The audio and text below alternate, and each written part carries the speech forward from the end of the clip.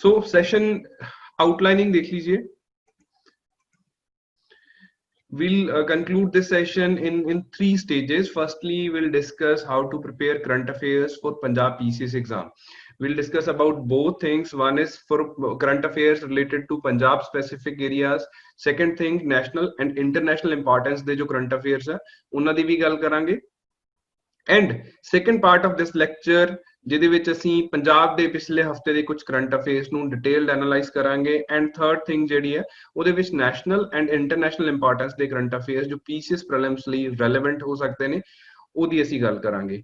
ਪਹਿਲਾ ਪਾਰਟ ਬਹੁਤ ਜ਼ਰੂਰੀ ਹੈ ਬਿਕੋਜ਼ ਇਹਦੇ ਵਿੱਚ ਅਸੀਂ ਸਟ੍ਰੈਟਜੀ ਐਂਡ ਕੁਝ ਪ੍ਰੀਵੀਅਸ ਈਅਰ ਕੁਐਸਚਨਸ ਨੂੰ ਡਿਸਕਸ ਕਰਾਂਗੇ ਸੋ ਦੈਟ ਕਿ ਸਾਨੂੰ ਕਲੈਰਿਟੀ ਆਵੇ ਕਿ ਕਿਸ ਤਰੀਕੇ ਦੇ ਕੁਐਸਚਨ ਪੰਜਾਬ ਪੀਸੀਐਸ ਐਗਜ਼ਾਮ ਦੇ ਵਿੱਚ ਪੁੱਛੇ ਜਾ ਰਹੇ ਨੇ ਪ੍ਰੀਵੀਅਸ ਈਅਰਸ ਦੇ ਵਿੱਚ ਜਾਂ ਕਿਸ ਤਰੀਕੇ ਦਾ ਕੁਐਸਚਨ ਇਨ ਫਿਊਚਰ ਸਾਡੇ ਲਈ ਬਣ ਸਕਦਾ ਹੈ. backend team kindly reply these guys जिन लोगों को voice related concerns है. backend team are you there? All right, so first part में we'll discuss upon the strategy. किस तरीके की strategy होनी चाहिए है, previous year किस तरीके के question आए, किस तरीके के question future ਦੇ ਵਿੱਚ ਆ ਸਕਦੇ ਨੇ.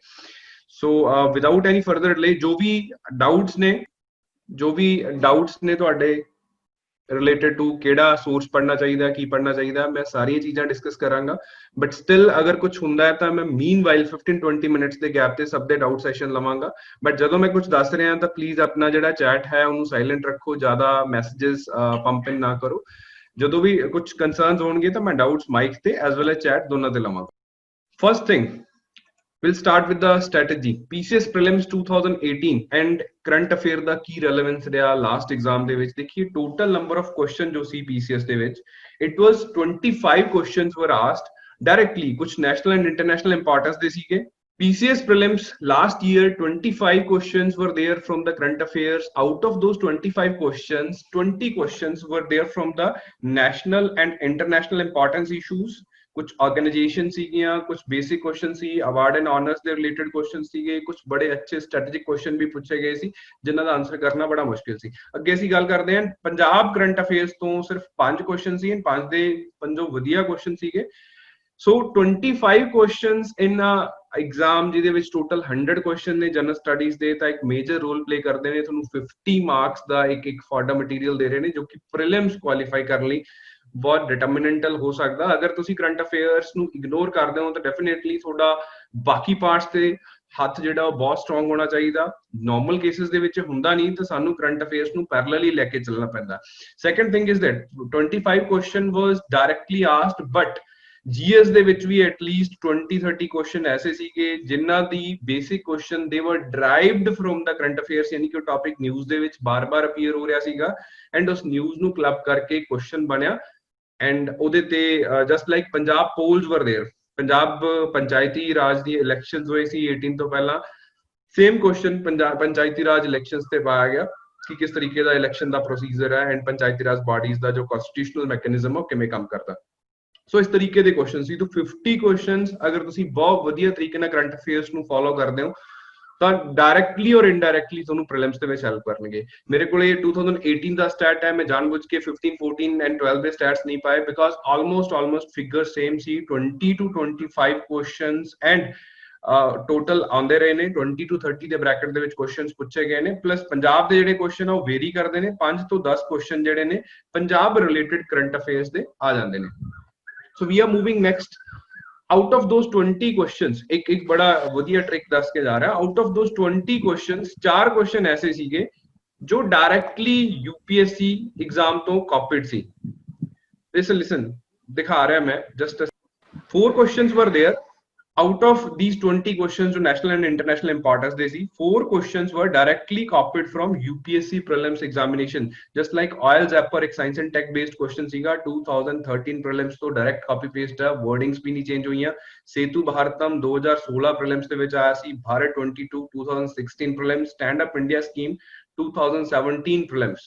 डायरेक्टली क्वेश्चन कॉपी पेस्ट किए गए ने करंट अफेयर बेस्ड एंड कुछ होर भी एनवायरमेंट रिलेटेड क्वेश्चन सीगे जेडे यूपीएससी प्रीलिम्स तो पीपीएससी ने कॉपी किए ने बोरो किए ने whatever in a soft form किया जावे तो they have taken these questions from the UPSC question papers. But as an aspirant what you have to do normally ਅਸੀਂ ਸਾਰੇ ਐਸਪਾਇਰੈਂਟਸ ਨੂੰ ਸਾਡੀ ਮੋਬਾਈਲ ਐਪਲੀਕੇਸ਼ਨਸ ਤੁਹਾਨੂੰ ਮਿਲ ਵੀ ਜਾਣਗੇ ਜਿਹੜੇ ਪੇਡ ਸਬਸਕ੍ਰਾਈਬਰਸ ਨੇ।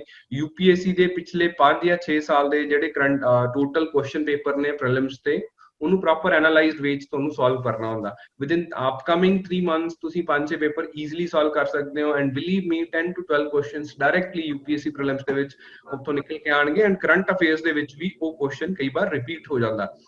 ਸੋ in this scenario we are moving next.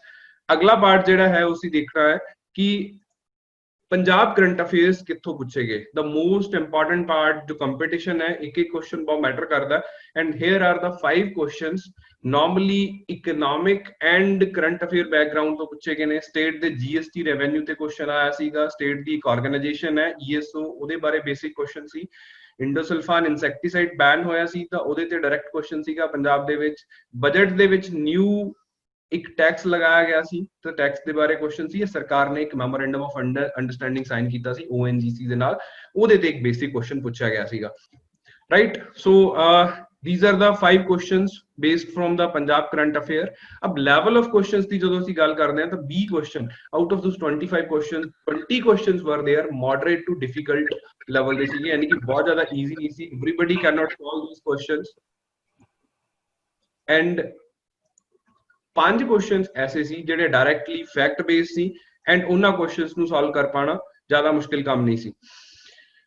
Right now we are as an aspirants we have to understand ਕਿ ਜਿਹੜੇ ਡਿਫਿਕਲਟ ਹੈ, ਸਭ ਤੋਂ ਡਿਫਿਕਲਟ ਕੁਐਸਚਨ ਆਉਂਦੇ ਆ out of those 25 questions 3-4 questions were there ਜਿਨ੍ਹਾਂ ਨੂੰ ਕੋਈ ਵੀ ਸੋਲਵ ਨਹੀਂ ਕਰ ਸਕਦਾ ਸੀ। ਈਵਨ ਟੀਚਰਸ ਨੂੰ ਵੀ ਹੈਲਪ ਲੈ ਕੇ ਉਹ ਕੁਐਸਚਨ ਸੋਲਵ ਕਰਨੇ ਪੈ ਰਹੇ ਸੀ। ਸਾਨੂੰ 25 ਦੇ 25 ਕੁਐਸਚਨ ਸੋਲਵ ਨਹੀਂ ਕਰਨੇ, but at least we have to make sure ਕਿ 18 to 20 question would be a decent, even more than decent score ਅਗਰ ਤੁਸੀਂ ਕਰੰਟ ਅਫੇਅਰ ਦੇ ਇੰਨੇ ਕੁਐਸਚਨ ਸੋਲਵ ਕਰ ਦਿੰਦੇ ਹੋ। ਉਹ ਕਿਵੇਂ ਕਰਨੇ, ਉਹਦੀ ਸਟ੍ਰੈਟਜੀ ਅਸੀਂ ਫਰਦਰ ਡਿਸਕਸ ਕਰਾਂਗੇ।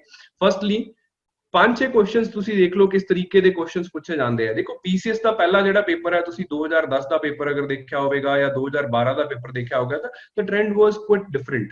ਪੇਪਰ ਜਿਹੜਾ ਸੀ ਬਿਲਕੁਲ ਸਟ੍ਰੇਟ ਫਾਰਵਰਡ ਪੁੱਛਿਆ ਜਾਂਦਾ ਸੀ। ਕੁਐਸਚਨ ਜਿਹੜੇ ਸੀ ਉਹ ਡਾਇਰੈਕਟ ਸੀਗੇ, ਫੈਕਟ ਬੇਸਡ ਕੁਐਸਚਨ ਸੀ। ਅਗਰ ਆਂਦਾ ਤਾਂ ਠੀਕ ਹੈ, ਨਹੀਂ ਤਾਂ ਨਹੀਂ।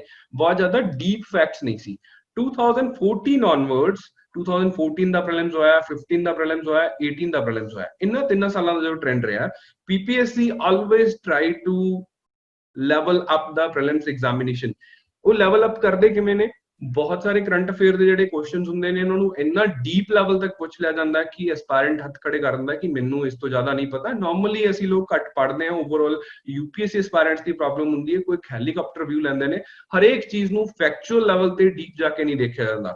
ਤਾਂ at least 5-6 questions in every prelims exams are there जिन्हां नूं बहुत डीप रूटेड लेवल ना पूछा जाता है एंड उन्हां नूं सॉल्व करने लई की स्ट्रैटेजी ਅਸੀਂ यूज कर सकते हैं या ऐसे कौन से इश्यूज ने जिन्हां लई 2020 ਦੇ ਵਿੱਚ ਵੀ ਉਸ ਤਰੀਕੇ ਦਾ ਡੀਪ ਰੂਟਡ ਕੁਐਸਚਨ ਆ ਸਕਦਾ ਹੈ ਤੇ ਕਿਵੇਂ ਦਾ ਆ ਸਕਦਾ ਹੈ। That is are the main point.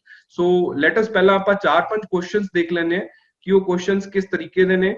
ਸਭ ਤੋਂ ਪਹਿਲਾ ਕੁਐਸਚਨ ਸੀਗਾ ਪਿਛਲੇ 2018 ਦੇ ਕੁਐਸਚਨਸ ਮੈਂ ਤੁਹਾਨੂੰ ਦਿਖਾ ਰਿਹਾ। मी टू मूवमेंट ਚੱਲੀ ਸੀ। Me Too movement was started against the sexual harassments। normally जो लोग celebrities लोग ने उन्होंने इस movement ਨੂੰ ਚਲਾਇਆ, ट्विटर ਤੇ hashtag trend ਕੀਤਾ, ਉਹਨਾਂ ਨੇ ਬਹੁਤ ਸਾਰੇ informations reveal ਕੀਤੀਆਂ, allegations ਲਗਾਈਆਂ ਬਾਕੀ directors and all the business community ਤੇ। the question was ਅਸੀਂ ਸਭੀ ਲੋਕ ਸਾਰੇ ਲੋਕਾਂ ਨੇ ਪੜਿਆ ਕਿ Me Too movement ਕੀ ਹੈ, ਇਹਨੂੰ particularly popularize ਕਿਨੇ ਕੀਤਾ, ਇੰਡੀਆ ਦੇ ਵਿੱਚ ਕੀ ਐਸਪੈਕਟ ਨੇ। ਨਾਰਮਲੀ ਅਸੀਂ ਸੋਸ਼ਲ ਇਸ਼ੂਜ਼ ਦੇ ਰੂਪ ਨਾਲ ਇਹਨੂੰ ਮੇਨਸ ਲਈ ਤਿਆਰ ਕਰਕੇ ਬੈਠੇ ਹੋਏ ਸੀ, ਬਟ ਪੀਪੀਐਸਸੀ ਨੇ ਇੱਕ ਅਨਐਕਸਪੈਕਟਡ ਕੁਐਸਚਨ ਪਾਇਆ ਕਿ ਸਭ ਤੋਂ ਪਹਿਲਾਂ ਇਹ ਮੀ ਟੂ ਮੂਵਮੈਂਟ ਕਿਨੇ ਸਟਾਰਟ ਕੀਤੀ ਸੀ। 2006 ਦੀ ਮੂਵਮੈਂਟ ਹੈ, ਤਰਾਨਾ ਬੁਰਕੇ ਨੇ ਇਹ ਮੂਵਮੈਂਟ ਸਟਾਰਟ ਕੀਤੀ ਸੀ, ਉਹ ਵੀ ਇੱਕ ਸੈਲੀਬ੍ਰਿਟੀ ਹੈ ਵੈਸਟ ਦੀ।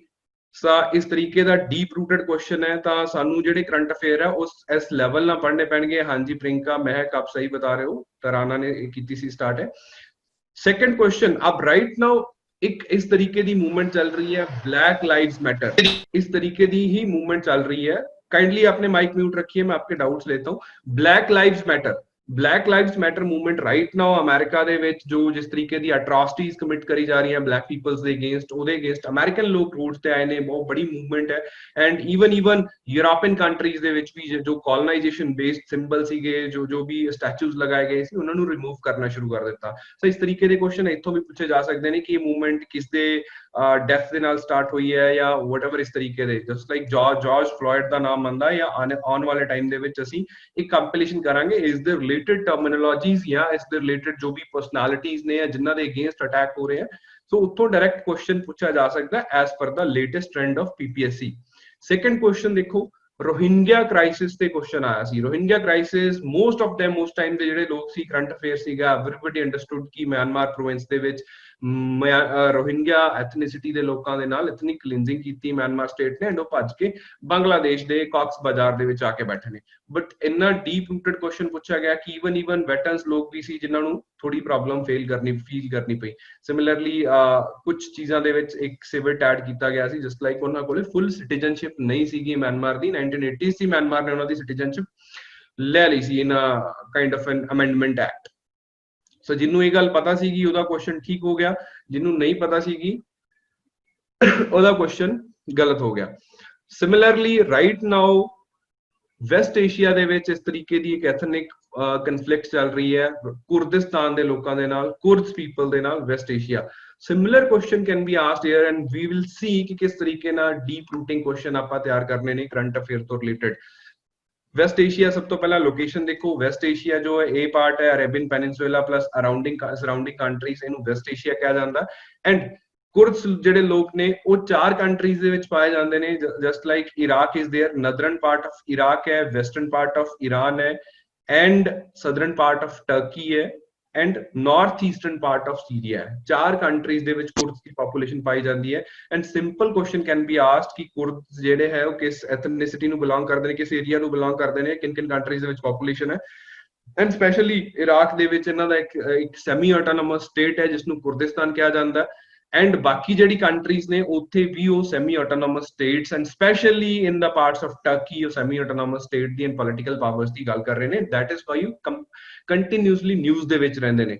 ਕੁਰਦਿਸ਼ ਰੀਜਨ ਤੇ ਟਰਕੀ ਅਟੈਕ ਵੀ ਕਰ ਰਿਹਾ, ਇਸਲਾਮਿਕ ਸਟੇਟ ਦਾ ਵੀ ਐਂਗਲ ਹੈ। So we have to analyse these aspects in detail so that ਕਿ ਅਗਰ ਕੁਐਸਚਨ ਆਉਂਦਾ ਤਾਂ ਅਸੀਂ ਉਹਨੂੰ ਸੋਲਵ ਕਰ ਦਈਏ। ਬਟ ਜਿਵੇਂ ਕਿ 3 ਮਹੀਨੇ ਦਾ ਟਾਈਮ ਬਚਿਆ ਹੈ, ਡਾਇਰੈਕਟਲੀ ਤੁਸੀਂ ਐਜ਼ ਐਨ ਐਸਪਾਇਰੈਂਟਸ ਇਹਨੂੰ ਐਨਾਲਾਈਜ਼ ਨਹੀਂ ਕਰ ਸਕਦੇ। So you need somebody like ਅਸ ਜੋ ਤੁਹਾਨੂੰ ਇਹ ਚੀਜ਼ਾਂ ਕੰਪਾਈਲ ਕਰਕੇ ਦੇ ਦੇ। ਅਦਰਵਾਈਜ਼ ਅਗਰ ਤੁਸੀਂ ਪ੍ਰਿਪੇਅਰ ਕਰ ਰਹੇ ਹੋ ਤਾਂ ਤੁਸੀਂ 5-6 ਕੁਐਸਚਨ ਛੱਡੋਗੇ, ਛੱਡਣਾ ਹੀ ਠੀਕ ਰਹੇਗਾ ਅਗਰ ਤੁਸੀਂ ਇਸ ਤਰੀਕੇ ਦੀ ਕੰਪੀਟੀਸ਼ਨਸ ਦੇ ਲਈ ਨਹੀਂ ਜਾਂਦੇ ਹੋ, ਬਿਕੋਜ਼ ਤੁਹਾਡਾ ਟਾਈਮ ਜਿਹੜਾ ਉਹ ਜ਼ਿਆਦਾ ਖਰਾਬ ਹੋ ਜਾਏਗਾ। ਅੱਗੇ ਮੈਂ ਹੋਰ ਕਲੈਰੀਫਾਈ ਕਰਦਾ। ਥਰਡ ਕੁਐਸਚਨ ਵਾਸ ਈਵਨ 2014 ਦੇ ਪ੍ਰੀਲਿਮਸ ਦੇ ਵਿੱਚ ਕੁਐਸਚਨ ਆਇਆ ਸੀ, one of the weirdest questions asked by PPSC 2013 ਵਿੱਚ ਸੀਰੀਆ, ਜੋ ਕਿ ਪਿੱਛੇ ਮੈਂ ਮੈਪ ਦੇ ਵਿੱਚ ਵੀ ਤੁਹਾਨੂੰ ਦਿਖਾਇਆ, 13 ਦੇ ਵਿੱਚ ਸੀਰੀਆ ਦੇ ਤਾਨਾਸ਼ਾਹ ਨੇ ਇੱਕ ਕੈਮੀਕਲ ਅਟੈਕ ਕੀਤਾ ਆਪਣੀ ਪਬਲਿਕ ਦੇ ਉੱਪਰ। And in that chemical attack sarin gas was used. Chemical agent ਸੀ, ਸਾਰੀਨ ਗੈਸ ਨਾਲ ਭਰੇ ਬੈਰਲਸ ਥਰੋ ਕੀਤੇ ਗਏ ਐਂਡ ਬਹੁਤ ਜ਼ਿਆਦਾ ਕੈਜੁਅਲਟੀਜ਼ ਹੋਈਆਂ ਸੀ ਡੈਮਸਕਸ, ਜੋ ਕਿ ਸੀਰੀਆ ਦੀ ਕੈਪੀਟਲ ਸਿਟੀ ਹੈ।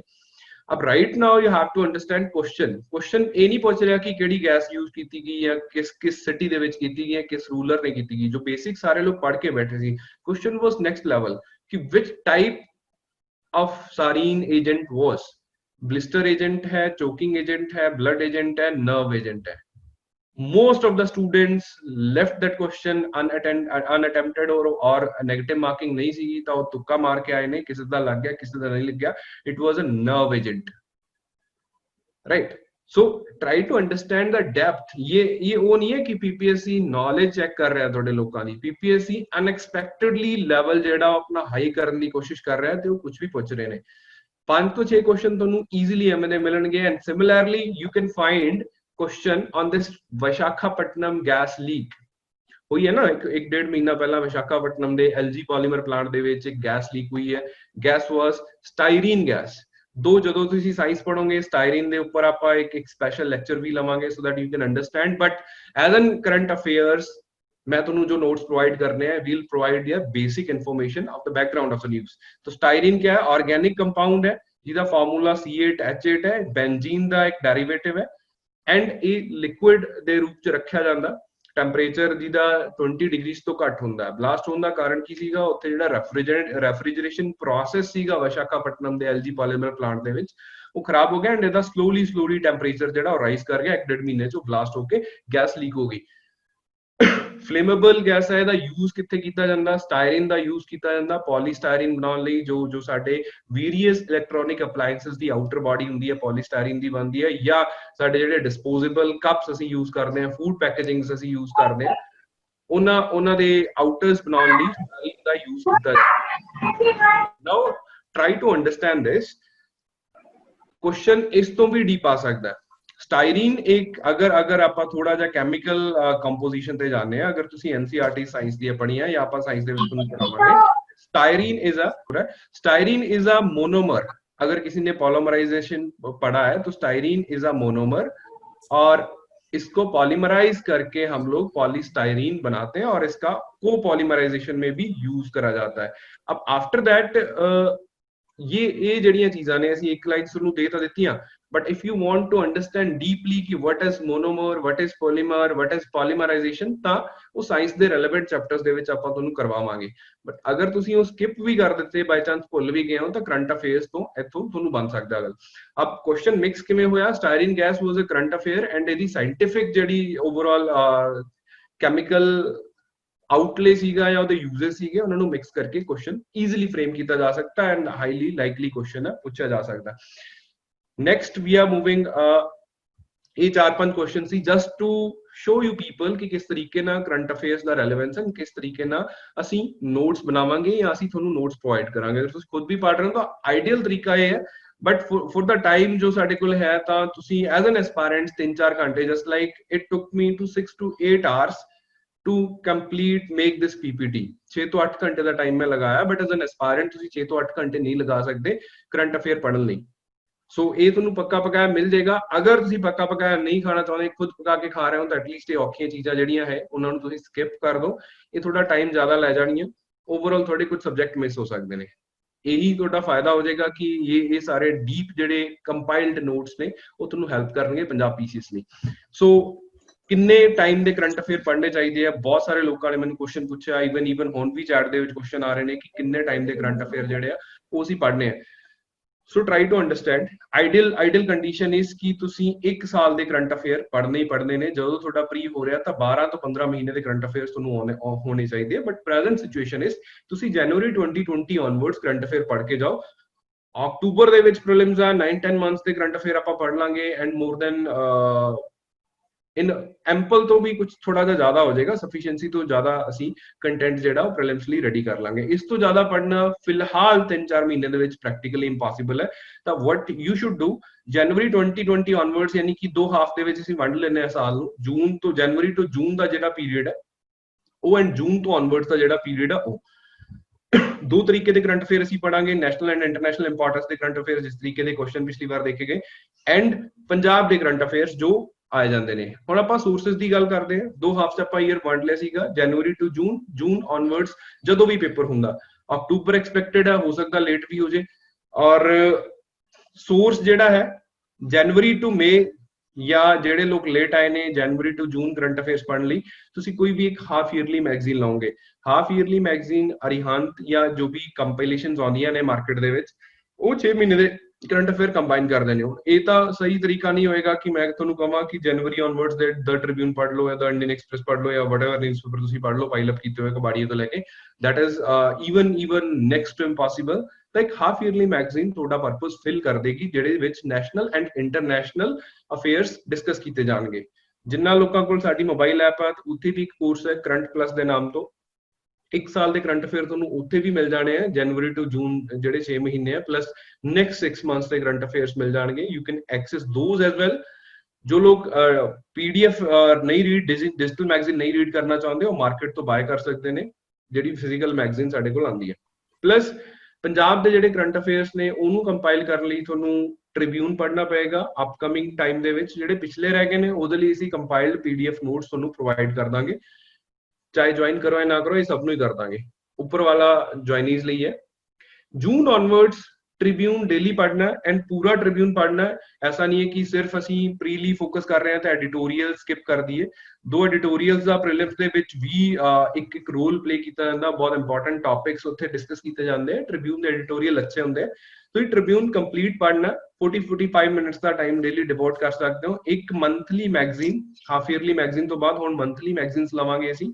ਇੱਕ ਮੰਥਲੀ ਮੈਗਜ਼ੀਨ ਨੂੰ 5-6 ਦਿਨ ਲਗਾ ਕੇ ਇੱਕ ਮਹੀਨੇ ਦੇ ਵਿੱਚ ਆਪਾਂ ਉਹਨੂੰ ਪੜ੍ਹ ਦੇਣਾ, 10-12 ਘੰਟੇ ਦੇ ਵਿੱਚ ਇੱਕ ਮੈਗਜ਼ੀਨ ਕਵਰ ਹੋ ਜਾਂਦੀ ਹੈ। ਇਹ ਕੋਈ ਵੀ ਅੱਛੀ ਮੈਗਜ਼ੀਨ ਹੋ ਸਕਦੀ ਹੈ ਜੋ national and international importance cover ਕਰਦੀ ਹੈ। ਤੁਹਾਨੂੰ ਜੋ ਵੀ ਆਪਣੇ ਅਕੋਰਡਿੰਗਲੀ ਬੈਟਰ ਲੱਗਦਾ ਤੁਸੀਂ ਉਹ ਮੈਗਜ਼ੀਨ ਫੋਲੋ ਕਰ ਸਕਦੇ ਹੋ। ਥਰਡ ਥਿੰਗ ਇਜ਼ ਦੈਟ ਸਾਡੇ ਵੀਕਲੀ ਐਨਾਲਿਸਿਸ ਲੈਕਚਰ ਹੋਣਗੇ। ਅਸੀਂ ਹਰ ਇੱਕ ਵੀਕਲੀ ਇਸ਼ੂਜ਼ ਨੂੰ ਡੀਪਲੀ ਐਨਾਲਾਈਜ਼ ਕਰਾਂਗੇ।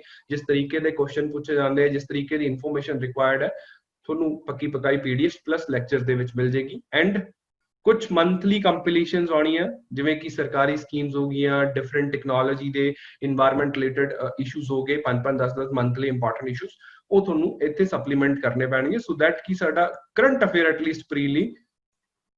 तो आप पंजाब करंट अफेयर्स और jokes apart Punjab current affair शुरू कर दें। जस्ट अ सेकंड यार, माइक अनम्यूट ही रखो तो बेटर रहेगा, थोड़ा जा डिस्टर्ब हो रहे सीगे। हाँ जी, O2 ਦੇ ਨੋਟਸ ਸਫੀਸ਼ੀਐਂਟ ਨੇ ਜਿਹੜੇ ਸਾਡੇ ਕਲਾਸਰੂਮ ਦੇ ਵਿੱਚ ਦਿੱਤੇ ਜਾਣਗੇ, ਪਲੱਸ ਸਾਡਾ ਕਰੰਟ ਪਲੱਸ ਹੈ ਤਾਂ they will be sufficient. Plus ਇੱਕ ਮੈਗਜ਼ੀਨ ਤੁਸੀਂ ਨਾਲ ਰਿਕਮੈਂਡ ਕਰ ਲਓਗੇ, ਨਾਲ ਪੜ੍ਹ ਲਓਗੇ ਤਾਂ ਵੰਡਰਫੁਲ ਹੋਏਗਾ। ਨਿਊਜ਼ਪੇਪਰ ਤਾਂ ਪੜ੍ਹਨਾ ਹੀ ਪੜ੍ਹਨਾ, ਦੁਨੀਆ ਦਾ ਕਿਤੋਂ ਵੀ ਨੋਟਸ ਲੈ ਕੇ ਆ ਜਾਓਗੇ ਤਾਂ ਵੀ ਨਿਊਜ਼ਪੇਪਰ ਦਾ ਸਪਲੀਮੈਂਟ ਨਹੀਂ ਹੈ। ਡੇਲੀ ਤੁਸੀਂ 40 to 45 ਮਿੰਟਸ ਨਿਊਜ਼ਪੇਪਰ ਲਗਾਣੇ ਨੇ।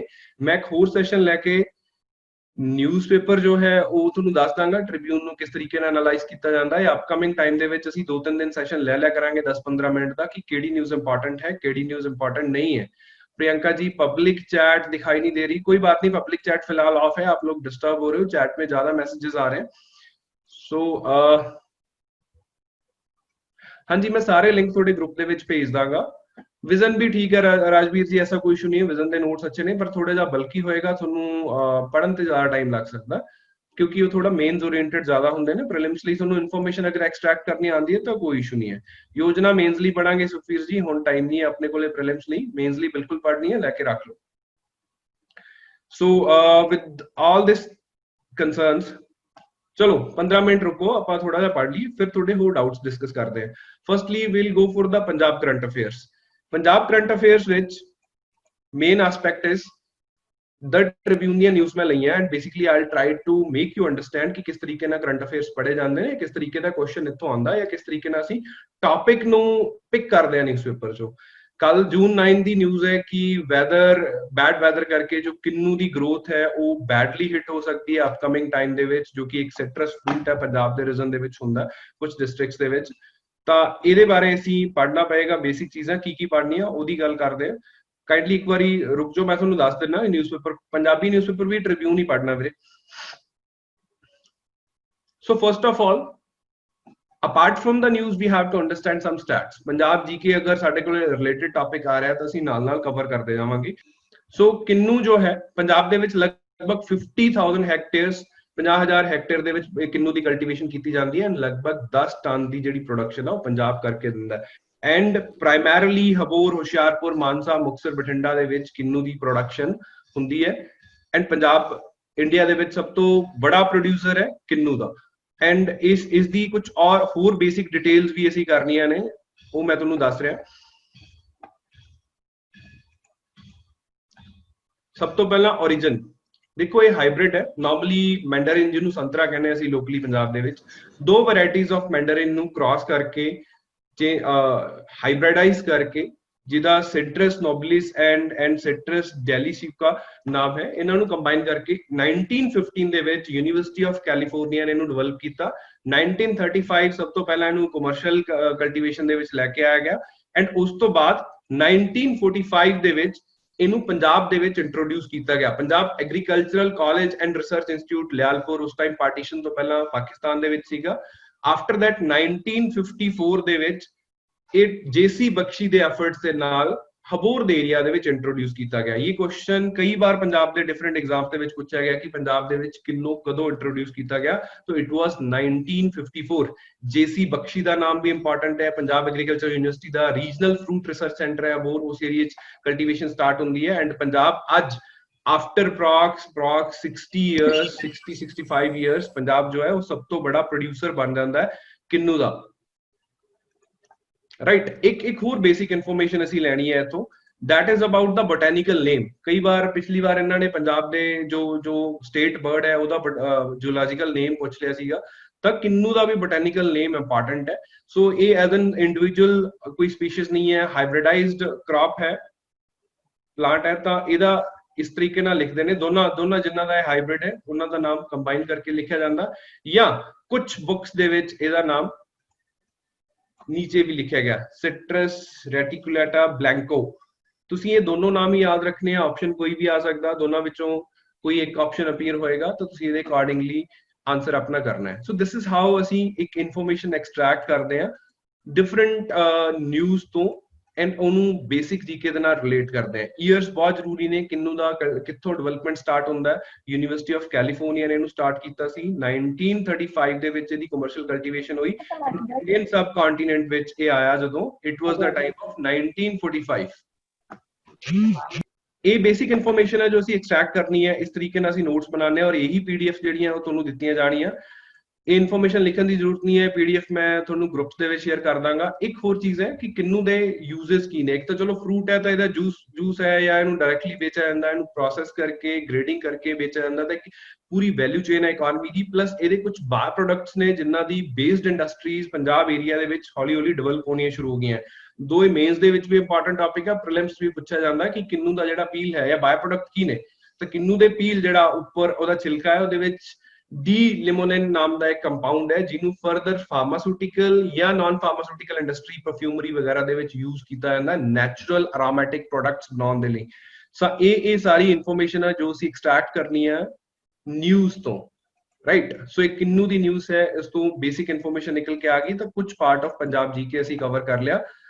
तो हाँ जी, मैं पीडीएफ प्रोवाइड कर दूंगा, you will be added in the group, whoever here is। आप एक बार हमारे हेल्पलाइन नंबर पे कॉल करोगे तो you will be added everywhere. हाँ जी, I'll add।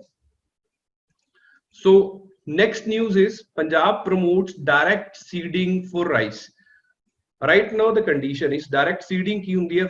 first of all technology देख लो, then we'll start। normally rice ਦੀ ਜਿਹੜੀ ਕਲਟੀਵੇਸ਼ਨ ਆ ਉਹ ਟ੍ਰੈਡੀਸ਼ਨਲ ਤਰੀਕੇ ਨਾਲ ਕੀਤੀ ਜਾਂਦੀ ਹੈ। ਪਹਿਲਾਂ ਕਿਤੇ ਉਹਦੀ ਸੈਪਰੇਟ ਸੀਡਿੰਗ ਕਰਕੇ ਉਸ ਤੋਂ ਬਾਅਦ ਉਹਨੂੰ ਟ੍ਰਾਂਸਪਲਾਂਟ ਕੀਤਾ ਜਾਂਦਾ 1 ਮਹੀਨੇ ਜਾਂ 20-25 ਦਿਨ ਤੋਂ ਬਾਅਦ। Right now transplantation is a labour intensive work. Labour ਜਿਹੜੀ ਆ ਉਹ ਕੋਵਿਡ-19 ਲਾਕਡਾਊਨ ਦੇ ਚਲਦੇ ਲੇਬਰ ਮਾਈਗ੍ਰੇਟ ਕਰ ਗਈ ਹੈ ਵਾਪਸ ਆਪਣੇ ਪੰਜਾਬ ਤੋਂ, ਜਿੱਥੋਂ ਯੂਪੀ ਹੈ ਬਿਹਾਰ ਤੋਂ ਲੇਬਰ ਆਂਦਾ ਸੀਗਾ। ਹੁਣ ਲੇਬਰ ਦੀ ਕਮੀ ਹੈ, कल्टीवेशन करना जरूरी है। पंजाब एक मेजर पैडी प्रोड्यूसर स्टेट है, तो स्टेट गवर्नमेंट जो है वो डायरेक्ट सीडिंग टेक्नोलॉजी ਨੂੰ पुश कर रहा है। ਇਹਦੇ ਨਾਲ ਕੀ ਹੋਏਗਾ, ਸਾਡਾ ਜਿਹੜਾ ਲੇਬਰ ਹੈ ਉਹਦੀ ਜ਼ਿਆਦਾ ਜ਼ਰੂਰਤ ਨਹੀਂ ਹੈ। ਮੈਕੈਨਾਈਜੇਸ਼ਨ ਦੇ ਥਰੂ, ਐਗਰੀਕਲਚਰ ਮੈਕੈਨਾਈਜੇਸ਼ਨ ਦੇ ਥਰੂ ਡਾਇਰੈਕਟ ਸੀਡਿੰਗ ਕੀਤੀ ਜਾ ਸਕਦੀ ਹੈ। ਫਰਟੀਲਾਈਜ਼ ਸੀਡ ਨੂੰ ਡਾਇਰੈਕਟਲੀ ਮੋਇਸਚਰ ਲਿਡਨ ਸੋਇਲ ਦੇ ਵਿੱਚ ਲਗਾਇਆ ਜਾਏਗਾ ਔਰ ਸਿੱਧਾ ਉੱਥੋਂ ਹੀ ਪਲਾਂਟ ਬਣੇਗਾ, ਉਹਨੂੰ ਟ੍ਰਾਂਸਪਲਾਂਟ ਨਹੀਂ ਕੀਤਾ ਜਾਏਗਾ। ਇਹ ਹੈ ਡਾਇਰੈਕਟ ਸੀਡਿੰਗ ਟੈਕਨੋਲੋਜੀ। ਬੇਸਿਕ ਦੀ ਟੈਕਨੋਲੋਜੀ ਜਿੱਦਾਂ ਨਾਰਮਲੀ ਵੀਟ ਵਗੈਰਾ ਲਗਾਇਆ ਜਾਂਦਾ ਤਾਂ ਉਹਦੇ ਵਿੱਚ ਥੋੜਾ ਜਿਹਾ ਚੇਂਜ ਹੈ, ਮਸ਼ੀਨ ਜਿਹੜੀ ਹੈ ਉਹ ਡਿਫਰੈਂਟ ਚਾਹੀਦੀ ਹੋਣੀ ਹੈ। Problem with this particular thing is rice ਜਿਹੜਾ ਹੈ, ਰਾਈਸ ਦੀ ਕ੍ਰੌਪਿੰਗ ਦੀ ਮੇਨ ਪ੍ਰੋਬਲਮ ਹੁੰਦੀ ਹੈ ਵੀਡਸ। ਖਰਪਤਵਾਰ ਕਹਿੰਦੇ ਆ ਲੋਕਲੀ ਪੰਜਾਬੀ ਦੇ ਵਿੱਚ ਇਹਨੂੰ। ਖਰਪਤਵਾਰ ਉਗ ਜਾਂਦੇ ਨੇ, ਵੀਡਸ ਉਗ ਜਾਂਦੇ ਨੇ, ਤਾਂ ਉਹਨੂੰ ਰਿਮੂਵ ਕਰਨਾ ਫਾਰਮਰਸ ਲਈ ਇੱਕ ਹੈਡੇਕ ਬਣ ਜਾਂਦਾ। ਦੈਟ ਇਜ਼ ਵਾਈ ਦੇ ਵਰ ਯੂਜ਼ਿੰਗ ਟ੍ਰੈਡੀਸ਼ਨਲ ਕ੍ਰੌਪ। अब पानी की बहुत ज्यादा कमी है। राइस 1 kg राइस अगर ਅਸੀਂ प्रोड्यूस करना तो 4000 ਤੋਂ 5000 लीटर पानी कंज्यूम कर लेंदा। एंड पंजाब ਦੇ ਉਹ ਹਾਲ ਨਹੀਂ ਹੈ। ਰਾਈਟ ਨਾਓ ਜੋ ਗਰਾਊਂਡ ਵਾਟਰ ਲੈਵਲ ਹੈ ਬਹੁਤ ਡਿਕਲਾਈਨ ਕਰ ਰਿਹਾ, ਤਾਂ ਸਾਨੂੰ ਥੋੜਾ ਕੰਜ਼ਰਵੇਸ਼ਨ ਮੈਥਡਸ ਨਾਲ ਵੀ ਦੇਖਣਾ ਪਏਗਾ। ਤਾਂ ਜਿਹੜੀ ਡਾਇਰੈਕਟ ਸੀਡਿੰਗ ਟੈਕਨੀਕ ਹੈ ਉਹਦੇ ਵਿੱਚ ਪਾਣੀ ਦੀ ਜ਼ਰੂਰਤ ਨਹੀਂ ਹੈ। ਕਿਉਂ ਨਹੀਂ ਹੈ? ਬਿਕੋਜ਼ ਜੋ ਟ੍ਰੈਡੀਸ਼ਨਲ ਮੈਥਡ ਸੀਗਾ ਉੱਥੇ ਪਾਣੀ ਵਿੱਚ ਸਬਮਰਜਡ ਰੱਖਿਆ ਜਾਂਦਾ। दो राइस कोई एक्वाटिक क्रॉप नहीं है कि इनू पानी की जरूरत है, हमेशा दे विच पानी खड़ा रखना पएगा। बट ट्रेडिशनल मैथड दे विच पानी की करता है, पानी वीड दे लई, वीड उगन लई, खरपतवार लई अनफेवरेबल कंडीशंस क्रिएट कर दिंदा। जो राइस दा प्लांट है वो पानी नू टॉलरेट करदा, वाटर दे नाल भी वो सस्टेन कर सकदा, वो प्लांट नू कोई डैमेज नहीं होएगा। एंड वीड जो ने सनलाइट ना आने कारण वीड की ग्रोथ कट ऑफ हो जाएगी एंड 1-2 महीने बाद अगर वीड ग्रो भी हुंदा तो तब तक ਜਿਹੜਾ ਸੈਪਲਿੰਗ ਪਲਾਂਟਸ ਹੈ ਸਾਡਾ ट्रांसप्लांटेड प्लांट है ਉਹ ग्रो कर जाएगा एंड फार्मर्स ਨੂੰ वीड ਦਾ ਕੋਈ बड़ा इशू आएगा नहीं ओवरऑल प्रोडक्टिविटी ਤੇ ਦਾ लॉस नहीं होएगा so pani is water submergence of water is being used as weedicide by Punjab farmers या throughout India North India ਦੇ ਵਿੱਚ ਜਿਸ ਤਰੀਕੇ ਨਾਲ ਰਾਈਸ ਦੀ ਕਲਟੀਵੇਸ਼ਨ ਕੀਤੀ ਜਾਂਦੀ ਹੈ ਰਾਈਟ ਨਾਓ अब पानी ਦੇ ਵਿੱਚ ਅਗਰ ਲਗਾਣਾ ਤਾਂ ਉਹ ट्रांसप्लांट करना पड़ेगा पानी खड़ा रहेगा ਉਹਦੇ ਲਈ ਲੇਬਰ ਵੀ ਚਾਹੀਦੀ ਹੈ ਲੇਬਰ ਨਹੀਂ ਹੈ ਦੂਸਰੀ ਗੱਲ ਉਹ ਬਹੁਤ ਜ਼ਿਆਦਾ ਵਾਟਰ ਇੰਟੈਂਸਿਵ ਪ੍ਰੈਕਟਿਸ ਹੈ ਤਾਂ ਪਾਣੀ ਵੀ ਸਾਡੇ ਕੋਲੇ ਬਹੁਤ ਘਟ ਰਿਹਾ ਪੰਜਾਬ ਦਾ ਜਿਹੜਾ ਵਾਟਰ ਟੇਬਲ ਹੈ ਉਹ ਡਿਕਲਾਈਨ ਕਰ ਰਿਹਾ ਤਾਂ ਉਹ ਵੀ ਇੱਕ ਪ੍ਰੋਬਲਮ ਹੈ ਇਹ ਦੋ ਚੈਲੰਜਸ ਸੀ ਕਿ ਜਿਨ੍ਹਾਂ ਨੂੰ ਇਸ ਟੈਕਨੋਲੋਜੀ ਦੇ ਨਾਲ ਟੈਕਲ ਕੀਤਾ ਜਾਵੇਗਾ ਰਾਈਸ ਕਲਟੀਵੇਸ਼ਨ ਦੇ ਦੋ ਹੋਰ ਵੀ ਚੈਲੰਜ ਨੇ ਇੱਕ ਤਾਂ ਚਲੋ ਮੈਂ ਤੁਹਾਨੂੰ ਦੱਸ ਦਿੱਤਾ ਗਰਾਊਂਡ ਵਾਟਰ ਲੈਵਲ ਬੈਂਡ ਕਰ ਰਿਹਾ ਦੂਸਰਾ ਰਾਈਸ ਦੇ ਨਾਲ ਜੋ ਜੁੜਿਆ ਹੈ that is the stubble burning and air pollution ਹਰ ਸਾਲ ਦੀਵਾਲੀ ਦੇ ਆਸ-ਪਾਸ ਇੱਕ ਸ਼ੋਰ ਮਚਦਾ ਪੂਰੇ ਨਾਰਥ ਇੰਡੀਆ ਦੇ ਵਿੱਚ ਕਿ ਪੰਜਾਬ ਐਂਡ ਹਰਿਆਣਾ ਦੇ ਫਾਰਮਰਸ ਸਟਬਲ ਬਰਨ ਕਰਦੇ ਨੇ ਸਟਬਲ ਬਰਨ ਕਾਰਨ ਪੂਰੇ north India including our national capital region ਉੱਤੇ ਇੱਕ ਸਮੌਗ ਸਿਚੁਏਸ਼ਨ ਬਣਦੀ ਹੈ ਜਿਹਦੇ ਨਾਲ 에ਅਰ ਕੁਆਲਿਟੀ ਜਿਹੜੀ ਹੈ ਵਰਸਨ ਹੋ ਜਾਂਦੀ ਹੈ ਐਂਡ ਬੜੀ ਪ੍ਰੋਬਲਮਸ ਐਂਡ ਪੋਲੀਟੀਕਲ ਹਾਈਪ ਉੱਠਦਾ 2 ਮਹੀਨੇ ਲਈ हैप्पी सीडर एंड इस तरीके के सॉल्यूशन सजेस्ट किए जाते हैं ये डायरेक्ट सीडिंग टेक्नोलॉजी जो है वो दोनों इन प्रॉब्लम्स ਨੂੰ टैकल कर सकती है पहली प्रॉब्लम ਨੂੰ टैकल ਕਰਨ ਲਈ ਪੰਜਾਬ ਸਰਕਾਰ ਨੇ ਇੱਕ ਸੋਲੂਸ਼ਨ ਦਿੱਤਾ ਸੀ ਉਹ ਸੋਲੂਸ਼ਨ ਆਇਆ 2009 ਦੇ ਵਿੱਚ Punjab preservation of subsoil water act ਬਹੁਤ ਇੰਪੋਰਟੈਂਟ ਹੈ ਨਿਊਜ਼ ਦੇ ਵਿੱਚ ਰਿਹਾ ਪਲੀਜ਼ ਕੁਐਸਚਨ ਪੁੱਛਿਆ ਜਾ ਸਕਦਾ ਹੈ ਇਹਨੇ ਕੰਮ ਕੀਤਾ ਪੰਜਾਬ ਔਰ ਹਰਿਆਣਾ ਨੇ ਐਸੇ ਐਕਟ ਪਾਸ ਕੀਤੇ ਸੀ ਪੰਜਾਬ ਸੈਡ ਕਿ मई 10 ਦੇ ਆਸ-ਪਾਸ ਤੁਸੀਂ ਲੋਕ ਪੈਡੀ ਕਲਟੀਵੇਸ਼ਨ ਸਟਾਰਟ ਕਰਦੇ ਹੋ ਰਾਈਟ ਨਾਓ ਅਸੀਂ 2009 ਆਨਵਰਡਸ ਪੈਡੀ ਦੀ ਜਿਹੜੀ ਟ੍ਰਾਂਸਪਲਾਂਟੇਸ਼ਨ ਦੀ ਪ੍ਰੈਕਟਿਸ ਆ ਉਹ 10 ਜੂਨ ਆਨਵਰਡਸ ਕਰਾਂਗੇ ਕਿਉਂਕਿ ਇਹ ਟਾਈਮ ਬਹੁਤ ਇੰਟੈਂਸ ਗਰਮੀ ਹੁੰਦੀ ਹੈ ਇਸ ਰੀਜਨ ਦੇ ਵਿੱਚ ਐਂਡ ਇਵੈਪੋ ਟ੍ਰਾਂਸਪਾਇਰੇਸ਼ਨ ਦੇ ਮੈਥਡ ਦੇ ਨਾਲ ਪਾਣੀ ਜਿਹੜਾ ਲੈਂਡ ਤੋਂ ਐਟਮੋਸਫੀਅਰ 'ਚ ਇਵੈਪੋਰੇਟ ਹੋ ਜਾਂਦਾ ਐਂਡ ਸੋਇਲ ਤੋਂ ਪਾਣੀ ਨਿਕਲ ਜਾਂਦਾ ਇਸ ਸਿਚੁਏਸ਼ਨ ਨੂੰ ਕੰਟਰੋਲ ਕਰਨ ਲਈ एक महीना वेट करांगे एक महीने बाद मॉनसून आने की उम्मीद हो जाएगी प्री मॉनसून शॉवर स्टार्ट हो जाएंगे एंड जेडी इवैपो ट्रांसपायरेशन दी सिस्टम है वो थोड़ा स्लो डाउन हो जाएगा सब सॉयल वाटर ਨੂੰ प्रिजर्व कर लिए एक्ट आया 2009 ਦੇ ਵਿੱਚ और इन्हें ਰਾਈਸ ਟ੍ਰਾਂਸਪਲਾਂਟੇਸ਼ਨ ਜਿਹੜਾ ਸੀ ਉਹਨੂੰ ਅਪਰੋਕਸ 20 ਡੇਜ਼ ਤੱਕ ਡਿਲੇ ਕਰਤਾ ਕਿ ਹੁਣ 10 ਜੂਨ ਤੋਂ ਸਟਾਰਟ ਹੋਏਗਾ ਜਿੱਥੇ ਅਪਰੋਕਸੀਮਲੀ 15 ਮਈ ਜਾਂ ਫਸਟ ਵੀਕ ਮਈ ਤੋਂ ਇਹ ਲੋਕ ਸ਼ੁਰੂ ਕਰਦੇ ਸੀਗੇ ਸੋ ਇਸ ਚੀਜ਼ ਨੂੰ ਟੈਕਲ ਕਰਨ ਲਈ स्टबल जो राइस का लेफ्ट ओवर है उसको स्टबल बोलते हैं राइस कल्टीवेशन के बाद जो बच जाता है that is stubble so 20 days delay होने के कारण अब राइट नाउ एक कंडीशन समझो नॉर्थ इंडिया अक्टूबर अगर वी दिन ਅਸੀਂ प्लांटेशन ਨੂੰ डिले करांगे कल्टीवेशन ਨੂੰ डिले करांगे तो 20-25 डेज ਦੇ ਨਾਲ हार्वेस्ट भी डिले होएगा हार्वेस्ट डिले होएगा तो ਅਸੀਂ ਸਮਵੇਅਰ अक्टूबर एंड ਦੇ ਵਿੱਚ ਜਾ ਕੇ ਪੈਡੀ ਨੂੰ ਹਾਰਵੈਸਟ ਕਰਦੇ ਹਾਂ हार्वेस्ट करने दे टाइम इंडिया की जो जियोग्राफिकल एटमॉस्फेरिक कंडीशन है विंड सर्कुलेशन जो है वो स्लो डाउन हो जाता है टेंपरेचर फॉल करता है ह्यूमिडिटी राइज करती है इन कंडीशंस दे नाल जिहड़ा विंड ओवरऑल स्मॉग है स्टबल बर्निंग जो भी धुआं निकलदा वो एटमॉस्फेयर दे विच ट्रैप हो जाता है एंड स्मॉग सिचुएशन बन जाती है ह्यूमिडिटी के कारण and second thing stubble burn ही क्यों करते हैं फार्मर्स क्योंकि अक्टूबर एंड जाके हार्वेस्टिंग हो रही है नैक्सट क्रॉप नूं सो करने लई टाइम बहुत घट रहिंदा है एंड फील्ड ਨੂੰ ਤਿਆਰ ਕਰਨ ਲਈ ਸਾਡੇ ਕੋਲ ਜਿਹੜਾ ਸ਼ਾਰਟਕਟ ਮੈਥਡ ਹੈ ਉਹ ਹੈ ਕਿ ਉਹਨੂੰ ਬਰਨ ਕਰ ਦੇਣਾ ਸੋ ਇਵੈਂਚੁਅਲੀ ਦਿਸ ਪਾਰਟਿਕੂਲਰ ਐਕਟ ਜੋ ਆਇਆ ਸੀ ਪੰਜਾਬ ਦੇ ਪਾਣੀ ਨੂੰ ਸਬਸੋਇਲ ਵਾਟਰ ਨੂੰ ਪ੍ਰੀਜ਼ਰਵ ਕਰਨ ਲਈ it has become the reason for another problem which is an air pollution so direct seeding technology ਜਿਹਨੂੰ ਅਸੀਂ ਇੱਕ ਮਹੀਨਾ ਪਹਿਲਾਂ ਵੀ ਲਗਾ ਸਕਦੇ ਹਾਂ ਕਿਉਂਕਿ ਉੱਥੇ ਪਾਣੀ ਦਾ ਐਡਾ ਕੋਈ ਇਸ਼ੂ ਨਹੀਂ ਹੈ ਸਬਸੋਇਲ ਵਾਟਰ ਦਾ ਕੋਈ ਬੜਾ ਇਸ਼ੂ ਨਹੀਂ ਹੈ ਅਸੀਂ ਸਬਮਰਜੈਂਸ ਰੱਖਣਾ ਨਹੀਂ ਹੈ ਤਾਂ ਇਹ ਟੈਕਨੋਲੋਜੀ ਦੋਨੋਂ ਕੇਸਿਸ ਦੇ ਵਿੱਚ ਸਾਨੂੰ ਹੈਲਪ ਕਰ ਸਕਦੀ ਹੈ सो इस तरीके दे जेडे क्वेश्चंस ने हाँ जी नेहा मैं रिपीट कर देता हूं की नहीं समझ आया तुसी मैनूं दस दो ये दोनों जेडे क्वेश्चंस ने इस तरीके दे क्वेश्चंस पूछे जा सकते हैं Punjab preservation of water soil act की है हाँ जी चैट च लिख दो जिन्हों कोई डाउट है मैं I'll resolve it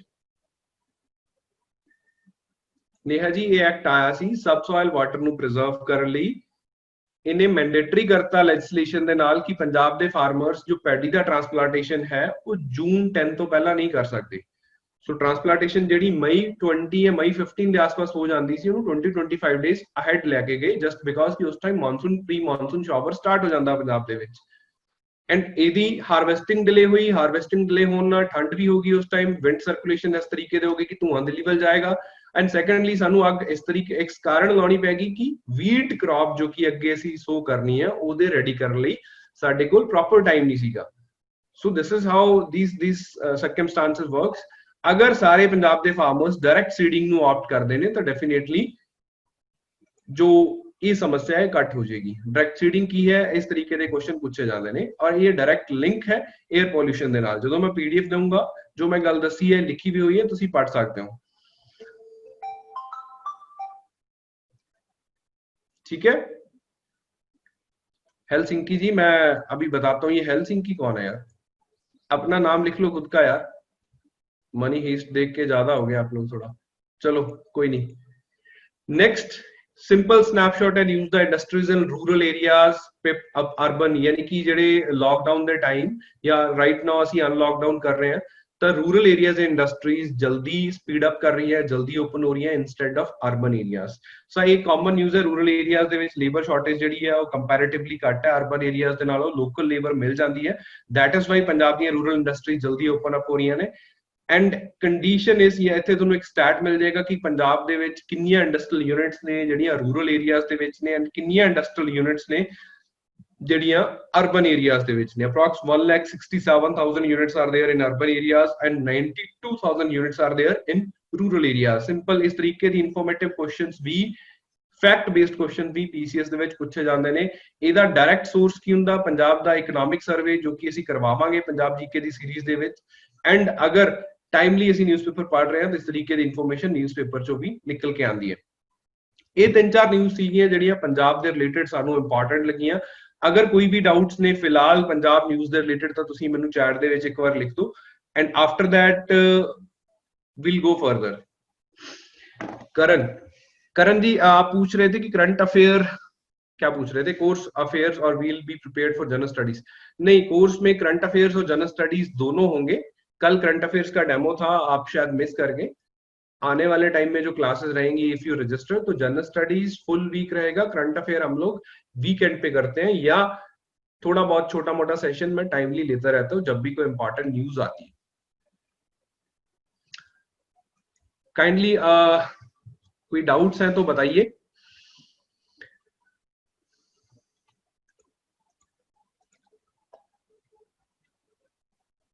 okay, so we are moving next.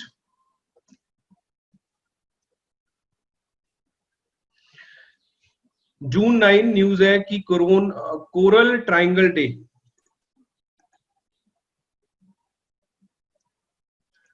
Sukhvir ji current affair only नहीं तो मिलेगी, पूरी क्लास ही ज्वाइन करनी पड़ेगी। It's complete course, crash course है जिहदे विच general study, C set, Punjabi English जो भी उसके पार्ट्स ने plus current affairs Punjab GK सब कुछ कंबाइन है। इंडिविजुअली करंट अफेयर नहीं, तुहानूं पूरा कोर्स ज्वाइन मिलेगा 19,500। हाँ जी, साडे कोले लेबर कंट्रोल तो नहीं है बट कुछ पंचायत पंजाब दी कोशिश कर रही है कि जिहड़ा लेबर दा रेट है उन्होंने कंट्रोल किया जाए। यही कारण है कि पंजाब गवर्नमेंट जो है वो डायरेक्ट सीडिंग पे पुश कर रही है एंड मशीन जो भी मैकेनाइजेशन की जरूरत है वो सबसिडी 40 to 50% सबसिडी की कोशिश हो रही है। क्योंकि वेस्टर्न कंट्रीज इतने बहुत ज्यादा बड़े फार्म्स ने, लेबर की कमी है तो इस तरीके की टेक्नोलॉजीज ही यूज करते हैं। हर जगह मैनुअली ट्रांसप्लांटेशन नहीं की जाती राइस की, पंजाब च ट्रेडिशनल सिस्टम यूज हो रहा है। अपकमिंग टाइम च असीं बहुत ज्यादा सिस्टम यूज नहीं कर सकते, पानी की भी कमी है एंड लेबर की भी शॉर्टेज सानू फिलहाल फील हो रही है। 20-30% ਜਿਹੜੀ ਕਲਟੀਵੇਸ਼ਨ ਸਟੇਟ ਜਿਹੜਾ ਟਾਰਗੇਟ ਕਰ ਰਿਹਾ ਕਿ ਅਸੀਂ ਡਾਇਰੈਕਟ ਸੀਡਿੰਗ ਦੇ ਅੰਡਰ ਲੈ ਕੇ ਆਈਏ। ਸੋ ਨੈਸ਼ਨਲ ਇੰਪੋਰਟੈਂਸ ਇਸ਼ੂਜ਼ ਅਸੀਂ ਅੱਗੇ ਚੱਲਦੇ ਹਾਂ। ਕੋਰਲ ट्रायंगल डे ਮਨਾਇਆ ਗਿਆ 9 ਜੂਨ ਨੂੰ। So basically we have to understand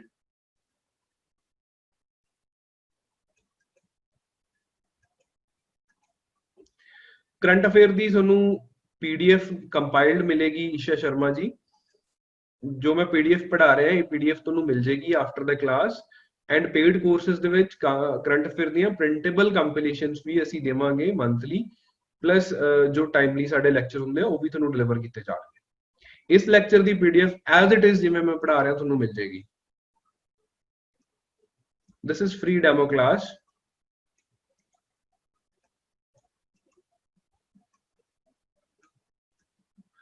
direct seeding the quantity quality ते एडा कोई बड़ा इशू नहीं है, डायरेक्ट सीडिंग च एक ही प्रॉब्लम है, that is weed. in this scenario farmers ਨੂੰ weed control ਕਰਨ ਲਈ ਇੱਕ weedicide ਦੀ spray ਕਰਨੀ ਹੋਈ, that is an extra cost। ਹਾਂਜੀ ਕਰਨ, ਮੈਂ ਐਂਡ ਤੇ ਤੁਹਾਨੂੰ ਮੈਗਜ਼ੀਨਸ ਤੁਹਾਡੇ ਗਰੁੱਪਸ ਦੇ ਵਿੱਚ ਭੇਜ ਦਾਂਗਾ, ਜਿਹੜੀਆਂ ਵੀ ਰਿਕਮੈਂਡਡ ਮੈਗਜ਼ੀਨਸ ਹੈ ਜਾਂ ਪੀਡੀਐਫ ਦੇ ਵਿੱਚ ਤੁਹਾਨੂੰ ਮਿਲ ਜਾਣੀਆਂ।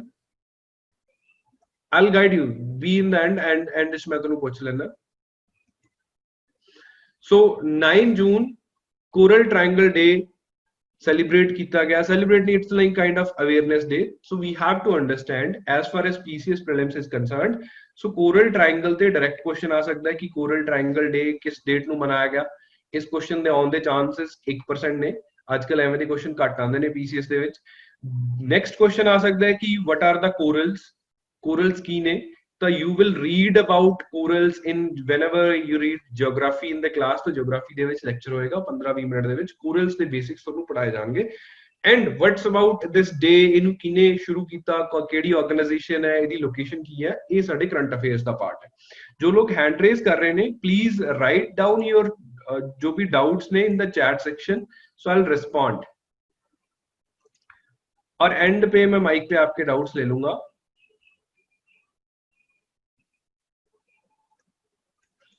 अच्छा नेटवर्क इशू आ रहा है, काइंडली कंफर्म कि मेरी आवाज सभी को क्लियर आ रही है, नहीं तो मैं मेरा नेटवर्क कनेक्शन रीसेट करता हूं। Kindly confirm in the chat.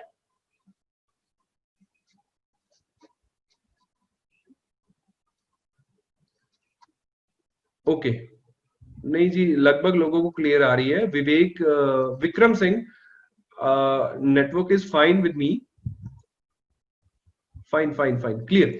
So we were discussing this, the coral triangle day की है, ਇਹਨੂੰ ਕਿਵੇਂ ਮਨਾਇਆ ਜਾਂਦਾ ਹੈ, ਕੋਰਲਸ ਕੀ ਨੇ, ਅਸੀਂ ਜਿਓਗ੍ਰਾਫੀ ਦੇ ਵਿੱਚ ਡਿਟੇਲ ਦੇ ਵਿੱਚ ਪੜਾਂਗੇ, ਕੁਲਦੀਪ ਸਰ ਦੀ ਕਲਾਸ ਹੋਏਗੀ ਜਿਓਗ੍ਰਾਫੀ ਤੇ, ਤਾਂ ਉਹ ਪਾਰਟ ਤੁਸੀਂ ਬੇਸਿਕਸਲੀ ਰੱਖ ਲਓ। ਐਂਡ ਜੋ ਨੈਕਸਟ ਲੈਵਲ ਕੁਐਸਚਨ ਆਣਾ ਪੀਸੀਐਸ ਦਾ, ਜਿਸ ਤਰੀਕੇ ਦੇ ਕੁਐਸਚਨ ਮੈਂ ਤੁਹਾਨੂੰ ਦਿਖਾਏ, ਉਹਦੇ ਬੇਸਿਕ ਕੰਟੈਂਟ ਮੈਂ ਤੁਹਾਨੂੰ ਦੇ ਦੇਣਾ। Basic content about that is कि 6 कंट्रीज ने मिलके 2012 ਦੇ ਵਿੱਚ ਇੱਕ डे स्टार्ट किया कि अबाउट द कोरल्स जो जिन्हां दी पॉपुलेशन डिक्लाइन हो रही है। कोरल काइंड ऑफ एन एक सिम्बायोंट रिलेशनशिप दा एनिमल है जो शैलो सी वाटर दे विच पाया जांदा, medium to shallow sea depth दे विच हुंदा।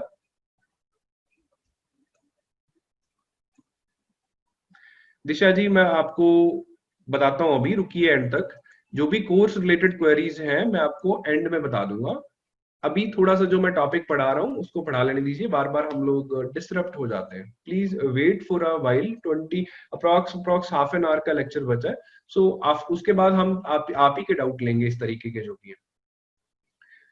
सो कोरल्स जो है, कोरल्स के बारे में बेसिक्स आप वहां पे पढ़ने भी वाले हो ज्योग्राफी में। तो इस एरिया में दुनिया की 76% नोन कोरल स्पीशीज पाई जाती हैं इस पर्टिकुलर एरिया के ओशियन शैलो वाटर्स में। और इसी कारण इन एरिया दी कंट्रीज ਨੂੰ ਅਸੀਂ ਇਹਨਾਂ ਨੇ ਮਿਲ ਕੇ ਇੱਕ ਇਨੀਸ਼ੀਏਟਿਵ ਬਣਾਇਆ, that is coral triangle initiative. Just because of the geographical location ऐसी है, ट्रायंगल बन रहा है।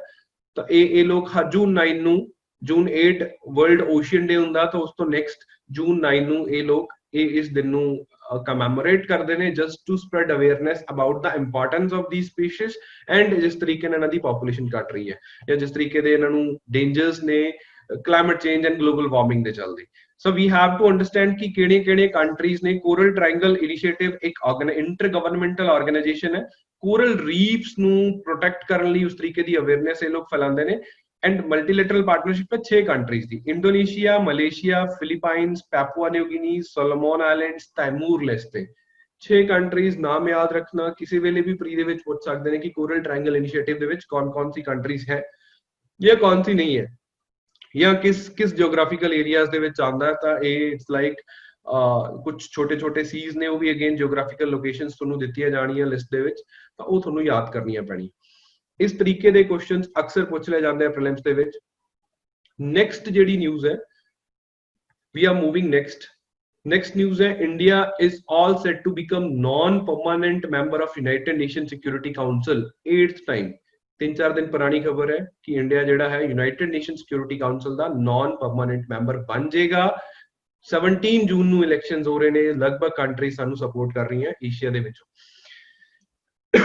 Now we have to understand इस ते बड़े बेसिक क्वेश्चन आते हैं, पिछली बार भी आया, हर बार इस तरीके के क्वेश्चन पूछे जाते हैं कि यूनाइटेड नेशन की है, यूनाइटेड नेशन सिक्योरिटी काउंसिल की है, permanent member non permanent members का डिफरेंस की है, कित्थों ओरिजिन हुआ है। बैकग्राउंड समझो, वर्ल्ड वॉर 2 चल रहा सीगा, world war 2 it was likely to be end, जो पता लग गया कि वर्ल्ड वॉर खत्म हो जाएगा, जापान तो सरेंडर करवा लिया जाएगा आज नहीं तो कल, तो ਜਿਹੜੇ ਵਿਨਿੰਗ ਸਾਈਡ ਸੀਗੇ, ਜਿਹੜੇ ਅਲਾਈਡ ਦੇਸ਼ ਸੀਗੇ, ਉਹਨਾਂ ਨੇ ਮਿਲ ਕੇ ਇੱਕ ਆਰਗੇਨਾਈਜੇਸ਼ਨ ਬਣਾਉਣ ਦਾ ਸੋਚਿਆ ਕਿ ਦੁਬਾਰਾ ਇੱਕ ਪੋਲਿਟੀਕਲ ਆਰਗੇਨਾਈਜੇਸ਼ਨ ਬਣਾਈਏ ਜਿਹੜੀ ਵਰਲਡ ਰੀਕਨਸਟਰਕਸ਼ਨ ਕਰੇਗੀ ਐਂਡ ਇੱਕ ਪ੍ਰੈਸ਼ਰ ਵਾਲ ਦਾ ਕੰਮ ਕਰੇਗੀ ਕਿ ਆਉਣ ਵਾਲੇ ਟਾਈਮ ਦੇ ਵਿੱਚ ਇੰਨੀ ਬੜੀ ਵਾਰ ਜਾਂ ਇਸ ਤਰੀਕੇ ਦੀ ਕਨਫਰੰਟੇਸ਼ਨਸ ਨਾ ਹੋ। वर्ल्ड वॉर 2 ਦੇ ਟਾਈਮ ਜੋ American president C, most of the time ਵੈਸੇ ਇਹਨਾਂ ਦੀ ਐਂਡ ਤੇ ਜਾ ਕੇ ਡੈਥ ਹੋ ਗਈ ਸੀ, that was Franklin D Roosevelt, 32nd American president was there and ਉਹਨਾਂ ਦੇ ਦਿਮਾਗ 'ਚ ਇੱਕ ਆਈਡੀਆ ਆਇਆ, he coined the term United Nations. First time ਉਹਨਾਂ ਨੇ ਕਿਹਾ ਕਿ ਆਪਾਂ ਇੱਕ ਗਰੁੱਪ ਬਣਾਵਾਂਗੇ ਜਿਹਦਾ ਨਾਮ ਯੂਨਾਈਟਿਡ ਨੇਸ਼ਨਸ ਹੋਏਗਾ, ਇੱਕ ਪੋਲਿਟੀਕਲ ਗਰੁੱਪ ਹੈ ਜਿਹਦੇ ਵਿੱਚ ਸਾਰੀਆਂ ਕੰਟਰੀਜ਼ ਆਉਣ ਵਾਲੇ ਟਾਈਮ ਦਾ ਵਰਲਡ ਆਰਡਰ, ਜਿਵੇਂ ਅਸੀਂ ਹੁਣ ਕਹਿ ਰਹੇ ਨੇ ਕਿ ਕੋਰੋਨਾ ਤੋਂ ਬਾਅਦ ਜਿਹੜਾ ਵਰਲਡ ਆਰਡਰ ਹੈ ਚੇਂਜ ਹੋਏਗਾ, ਹੋ ਸਕਦਾ ਕੋਈ ਨਈ ਆਰਗੇਨਾਈਜੇਸ਼ਨ ਬਣ ਜਾਏ, ਹੋ ਸਕਦਾ ਕੋਈ ਐਗਜ਼ਿਸਟਿੰਗ ਆਰਗੇਨਾਈਜੇਸ਼ਨ ਨੂੰ ਚੇਂਜ ਕਰ ਦਿੱਤਾ ਜਾਵੇ ਐਜ਼ ਪਰ ਦਾ ਨਿਊ ਸਰਕਮਸਟੈਂਸਸ। ਉਸ ਟਾਈਮ ਦੇ ਸਰਕਮਸਟੈਂਸਸ ਦੇ ਅਕੋਰਡਿੰਗਲੀ ਫ੍ਰੈਂਕਲਿਨ ਡੀ ਰੂਜ਼ਵੈਲਟ ਸੈਡ ਕਿ we'll start a new organization। हाँ जी दिशा आप सही बोल रहे हो। फ्रैंकलिन डी रूजवेल्ट ने रिकमेंड किया, ये क्वेश्चन पीसीएस 2018 प्री ਦੇ ਵਿੱਚ ਪੁੱਛਿਆ ਗਿਆ कि who coined the term United Nations। Simple question, Franklin D Roosevelt. ਮਹੀਨੇ ਦੇ ਵਿੱਚ ਇੱਕ ਵਾਰ ਯੂਨਾਈਟਿਡ ਨੇਸ਼ਨ ਨਿਊਜ਼ ਦੇ ਵਿੱਚ ਹਮੇਸ਼ਾ ਰਹਿੰਦਾ, ਮੈਂ ਹਮੇਸ਼ਾ ਇਹ ਗੱਲ ਦੱਸਦਾ ਕਿ ਯੂਐਨ ਜਿਹੜੀ ਟਰਮ ਆ ਫ੍ਰੈਂਕਲਿਨ ਡੀ ਰੂਜ਼ਵੈਲਟ ਨੇ ਕੁਆਇਨ ਕੀਤੀ ਸੀ। अब राइट नाउ द पॉइंट ਤੇ ਆਉਣਾ, ਯੂਐਨ ਬਣਨ ਦਾ ਬੇਸਿਕ ਪਰਪਸ ਕੀ ਸੀ ਕਿ ਅਸੀਂ ਇੱਕ ਗਲੋਬਲ ਆਰਡਰ ਨੂੰ ਆਰਗੇਨਾਈਜ਼ ਕਰੀਏ ਇਨ ਅ ਵੇ ਕਿ ਦੁਬਾਰਾ ਕਿਸੇ ਵੀ ਤਰੀਕੇ ਦੀ ਕਨਫਰੰਟੇਸ਼ਨਸ ਨਾ ਹੋਣ ਐਂਡ ਸਾਰਿਆਂ ਦਾ ਇਕੁਅਲੀ ਜੋ ਡਿਵੈਲਪਮੈਂਟ ਆ ਉਹ ਸ਼ੁਰੂ ਹੋ ਜਾਏ। ਯੂਨਾਈਟਿਡ ਨੇਸ਼ਨ ਸਿਕਿਉਰਿਟੀ ਕਾਉਂਸਲ ਤੇ ਜਾਣ ਤੋਂ ਪਹਿਲਾਂ ਅਸੀਂ ਇਹਦੇ ਕੁਝ ਬੇਸਿਕ ਫੰਡਾਸ ਦੇਖ ਲੈਂਦੇ ਆ ਯੂਐਨ ਦੇ। United nation the general assembly just like parliament kind of thing, general assembly main aspect है ਜਿਹਦੇ ਵਿੱਚ 193 कंट्रीज आर देयर। सब तो लास्ट मैंबर ਜਿਹੜਾ ਉਹ ਸਾਊਥ ਸੁਡਾਨ ਹੈ ਐਂਡ ਇਹ ਵੀ ਪਿਛਲੇ ਸਾਲ ਦਾ ਕੁਐਸਚਨ ਹੈ, 2018 ਪ੍ਰੀਲਿਮਸ ਦੇ ਵਿੱਚ ਕੁਐਸਚਨ ਪੁੱਛਿਆ ਗਿਆ ਸੀ ਕਿ ਲਾਸਟ ਮੈਂਬਰ ਆਫ ਯੂਐਨ ਕੌਣ ਹੈ, ਸਾਊਥ ਸੁਡਾਨ।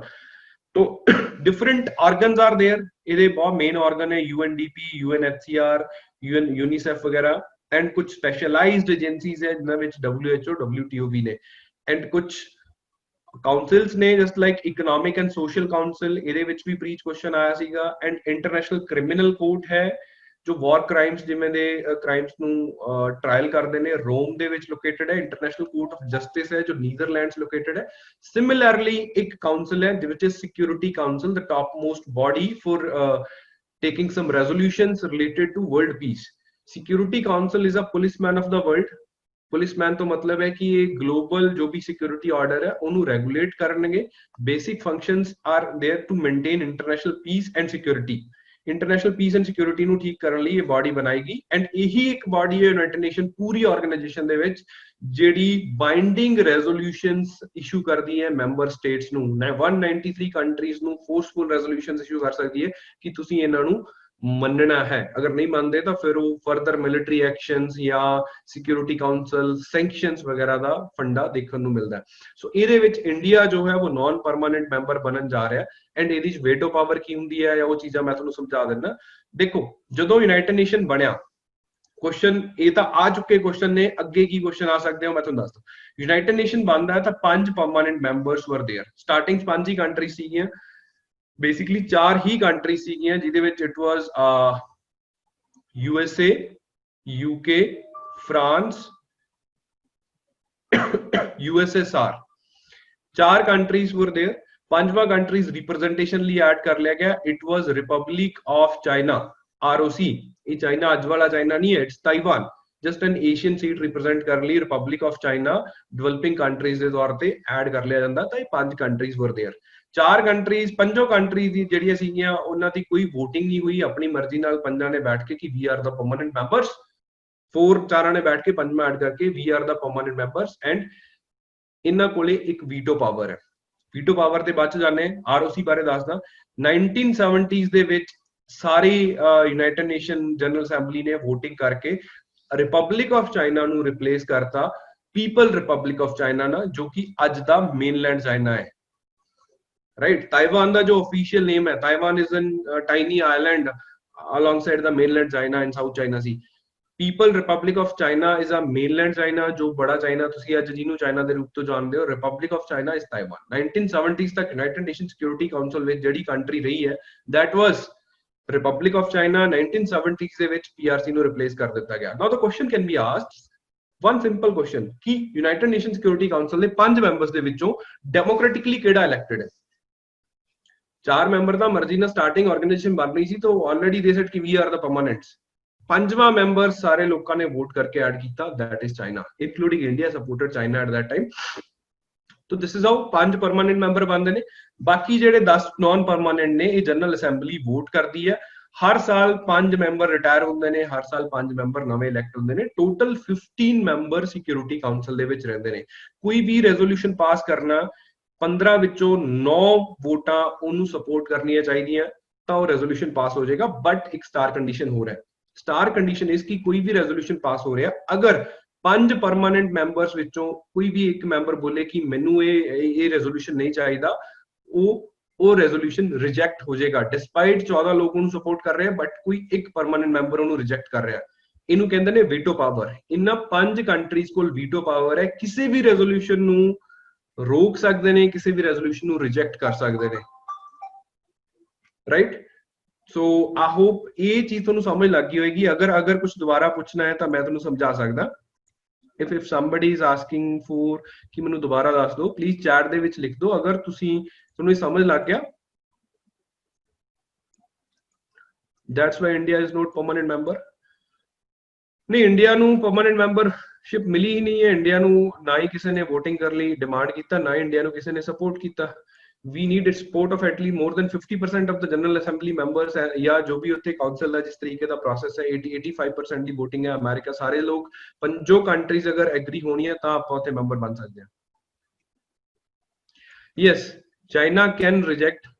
ਦੇਖੋ ਰਿਫਾਰਮਸ ਉਹਨੇ 5 ਕੰਟਰੀਜ਼ ਮਿਲ ਕੇ ਆਉਣ ਵਾਲੀਆਂ ਰਿਫਾਰਮਸ ਨੂੰ ਡਿਨਾਈ ਕਰ ਰਹੀਆਂ ਕਿ ਅਸੀਂ ਕੋਈ ਵੀ ਰਿਫਾਰਮ ਨਹੀਂ ਕਰਨੇ. ਸੁਣੋ, 4 ਕੰਟਰੀਜ਼ ਹੋਰ ਨੇ ਇੱਥੇ. 4 countries are there, different 4 countries are. Listen listen listen, 1 minute सुन लो मेरी. अभी अभी चैट पे डाउट लेता हूं आपके. 1 मिनट जस्ट अ सेकंड. बहुत सारी कंट्रीज और भी ने, just like Brazil is there, Germany is there, Japan is there, India is there. We demand की राइट नाउ वो 1950s ਦਾ ਟਾਈਮ ਨਹੀਂ ਹੈ. ਡੈਮੋਕ੍ਰੇਸੀਜ਼ ਡਿਵੈਲਪ ਹੋਈਆਂ, ਪੋਪੂਲੇਸ਼ਨ ਹੈ, ਇਕਨੋਮੀਜ਼ ਡਿਵੈਲਪ ਹੋ ਰਹੀਆਂ, ਤਾਂ ਸਿਕਿਉਰਿਟੀ ਕਾਉਂਸਲ ਜਿਹੜੀ ਰਿਪਰੈਜ਼ੈਂਟੇਸ਼ਨ ਹੈ, permanent representation, it has to be increased. तो एक ग्रुप बनता है, एक इनफॉर्मल ग्रुप है G4. ਜਦੋਂ ਵੀ ਜਨਰਲ ਅਸੈਂਬਲੀ ਦੀ ਮੀਟਿੰਗ ਹੁੰਦੀ ਹੈ ਇਹ ਵੀ ਆਪਣੀ ਮੀਟਿੰਗ ਕਰਦੇ ਨੇ. ਪੀਪੀਟੀਜ਼ ਐਡਡ ਨਹੀਂ ਹੈ, ਸੋ ਕਾਪੀਜ਼ ਦੇ ਵਿੱਚ ਲਿਖ ਲੈਣਾ G4 ਦੇ ਕਿਹੜੇ ਕਿਹੜੇ ਮੈਂਬਰ ਨੇ, ਉਹਨਾਂ ਦੀ ਕੀ ਡਿਮਾਂਡਸ ਨੇ. G4 is India, Japan, Germany and Brazil. 4 countries are there. The demands ki we are ample enough to be added in the Security Council, and in the ਇਹਦੇ ਵਿੱਚ reforms ਕੀਤੇ ਜਾਣ, ਜੋ structure ਹੈ Security Council the, and ਸਾਨੂੰ ਵੀ add ਕੀਤਾ ਜਾਵੇ. But the permanent members, अपने हाथ कौन कटेगा? permanent member says कि नहीं, Security Council जो बन गया यही रहेगा, and they keep on lingering the things कि कोई भी reforms नहीं होंगे, resist कर रहे हैं. even International Monetary Fund जी दी गल आपां किसी होर दिन करांगे, उत्थे भी कोटा reforms दी गल चल रही है, but the permanent members उन्होंने reject करते रहंदे ने timely.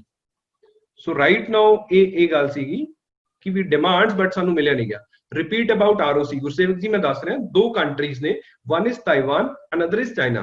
ताइवान का जो ऑफिशियल नेम है that is Republic of China. ROC is Taiwan, ROC is Taiwan, and जो mainland China it is PRC, People Republic of China. जो यूनाइटेड नेशन सिक्योरिटी काउंसिल की सीट सी और 1970s तक Republic of China ने represent की है, it was Taiwan, and after that वो पीपल रिपब्लिक ऑफ चाइना ने रिप्रेजेंट की है. राइट नाउ चाइना कहता है कि it's one China policy. One China policy की है कि China consider Taiwan as an integral part and autonomous territory, कि ये साडी टेरिटरी है बट थोड़ी जी ऑटोनोमस है, जस्ट लाइक स्पेशल स्टेटस वाली हांगकांग वाला सिनेरियो है. है ना, वन ਚਾਈਨਾ ਪਾਲਿਸੀ। ਉਹ ਕਹਿੰਦਾ ਕਿ ਜਦੋਂ ਵੀ ਕੋਈ ਚਾਈਨਾ ਦੀ ਗੱਲ ਕਰਦਾ ਤਾਂ ਤਾਈਵਾਨ ਨੂੰ ਉਹਦੇ ਵਿੱਚ ਇਨਕਲੂਡ ਕੀਤਾ ਜਾਣਾ ਚਾਹੀਦਾ ਹੈ। यूपीएससी प्रीलिम्स 'ਚ ਇੱਕ ਕੁਐਸਚਨ ਪੁੱਛਿਆ ਗਿਆ ਸੀ ਕਿ वन ਚਾਈਨਾ ਪਾਲਿਸੀ ਕੀ ਹੈ। ਪੀਸੀਐਸ ਵਾਲੇ ਕਾਪੀ ਕਰ ਸਕਦੇ ਨੇ, ਯਾਦ ਰੱਖਣਾ ਕਿ ਤਾਈਵਾਨ ਚਾਈਨਾ ਦਾ ਆਪਣਾ ਇਸ਼ੂ ਹੈ, right. Clear clear. Permanent member can be changed. Surabhi ji, permanent membership change हो सकती है, लेकिन पूरा United Nation including 5 countries of the security council जब चाहेंगे कि हम इसको रिफॉर्म करना चाहते हैं तो वो बैठ के अमेंडमेंट्स कर सकते हैं। There is an written procedure about the changing the statute, changing the structure of the organisations, but presently ऐसा वो करना नहीं चाहते क्योंकि nobody wants to shed their power. So ऐसा हो रहा है। So we are moving next. किस तरीके से इंडिया ਨੂੰ परमानेंट ਮੈਂਬਰਸ਼ਿਪ ਦਿੱਤੀ ਗਈ ਹੈ। ਸੌਰੀ, ਨਾਨ ਪਰਮਾਨੈਂਟ ਮੈਂਬਰ ਜਿਹੜੇ ਨੇ ਉਹ 10 ਮੈਂਬਰ ਹੁੰਦੇ ਨੇ ਹਮੇਸ਼ਾ। 5 ਮੈਂਬਰਸ ਹਰ ਸਾਲ ਰਿਟਾਇਰ ਹੁੰਦੇ ਨੇ, ਨਏ ਇਲੈਕਟ ਕੀਤੇ ਜਾਂਦੇ ਨੇ। ਇੰਡੀਆ 8ਵੀਂ ਵਾਰ ਮੈਂਬਰ ਬਣ ਰਿਹਾ। ਅਗਰ ਉਮੀਦ ਹੈ ਸਾਨੂੰ proper we are all set support ਹੈ, ਵੋਟ ਹੋ ਜਾਣੀ ਹੈ, तो 8th टाइम ये गल याद रखनी है कि India 8th time non permanent member बन रहा है, राइट। एक होमवर्क कर लेना, जेडे 10 होर परमानेंट मैंबर ने उन्होंने देख लो। बिन्नी जी, गवर्नमेंट्स डिफरेंट है, बट चाइना क्लेम करता है कि जो भी कोई इंटरनेशनल रिलेशन की गल होएगी तो सानू एक कंसीडर किया जाए। उन्होंने डिफरेंसेस बहुत ने, Taiwan and China they are kind दुश्मन पीपल, बट हाँ जी मनप्रीत, मुझे आपका डाउट समझ नहीं लगा। What is continuously? Continuously what?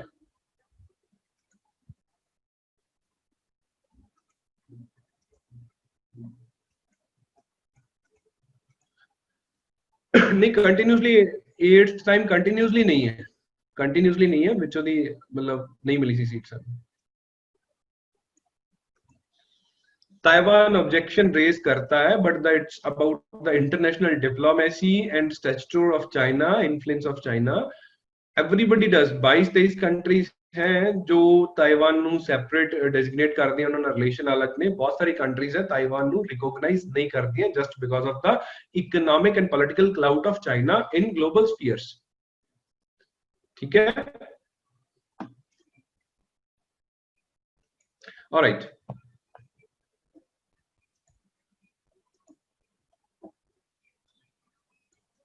हाँ जी, चाइना के पास पावर है, they can reject. So we are moving next. कोई डाउट पेंडिंग हुआ तो मैं ले लूंगा।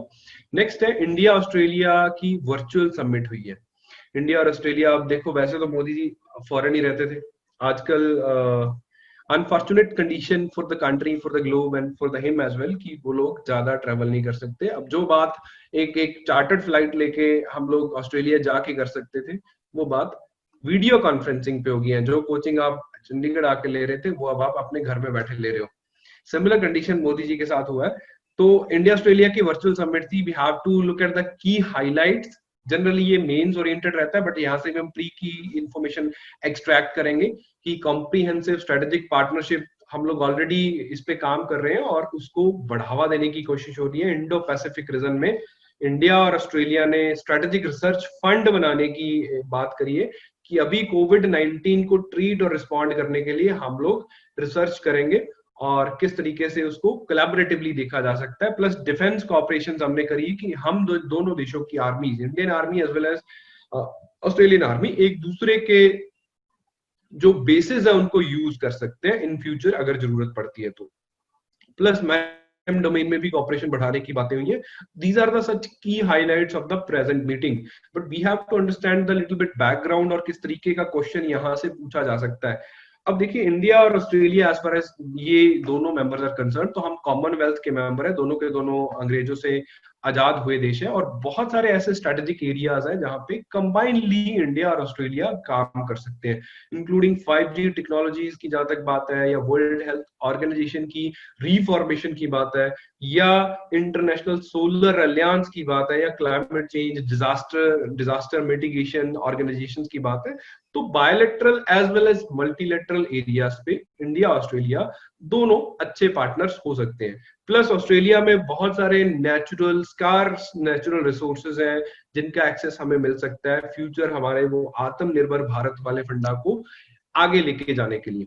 सो ऑस्ट्रेलिया एक अच्छा इंपॉर्टेंट पार्टनर है हमारे लिए। वो और भी कैसे है कि हम बहुत सारी इंटरनेशनल ऑर्गेनाइजेशंस में कॉमन मेंबरशिप रखते हैं। अब यहाँ पे आपको एक बात याद रखनी है कि इन मेंबरशिप्स में किस तरीके की कंट्रीज हैं। अब ये डायरेक्ट क्वेश्चन आ सकते हैं कि इनमें से कौन सी ऑर्गेनाइजेशन है जिनमें ऑस्ट्रेलिया और इंडिया दोनों मेंबर है।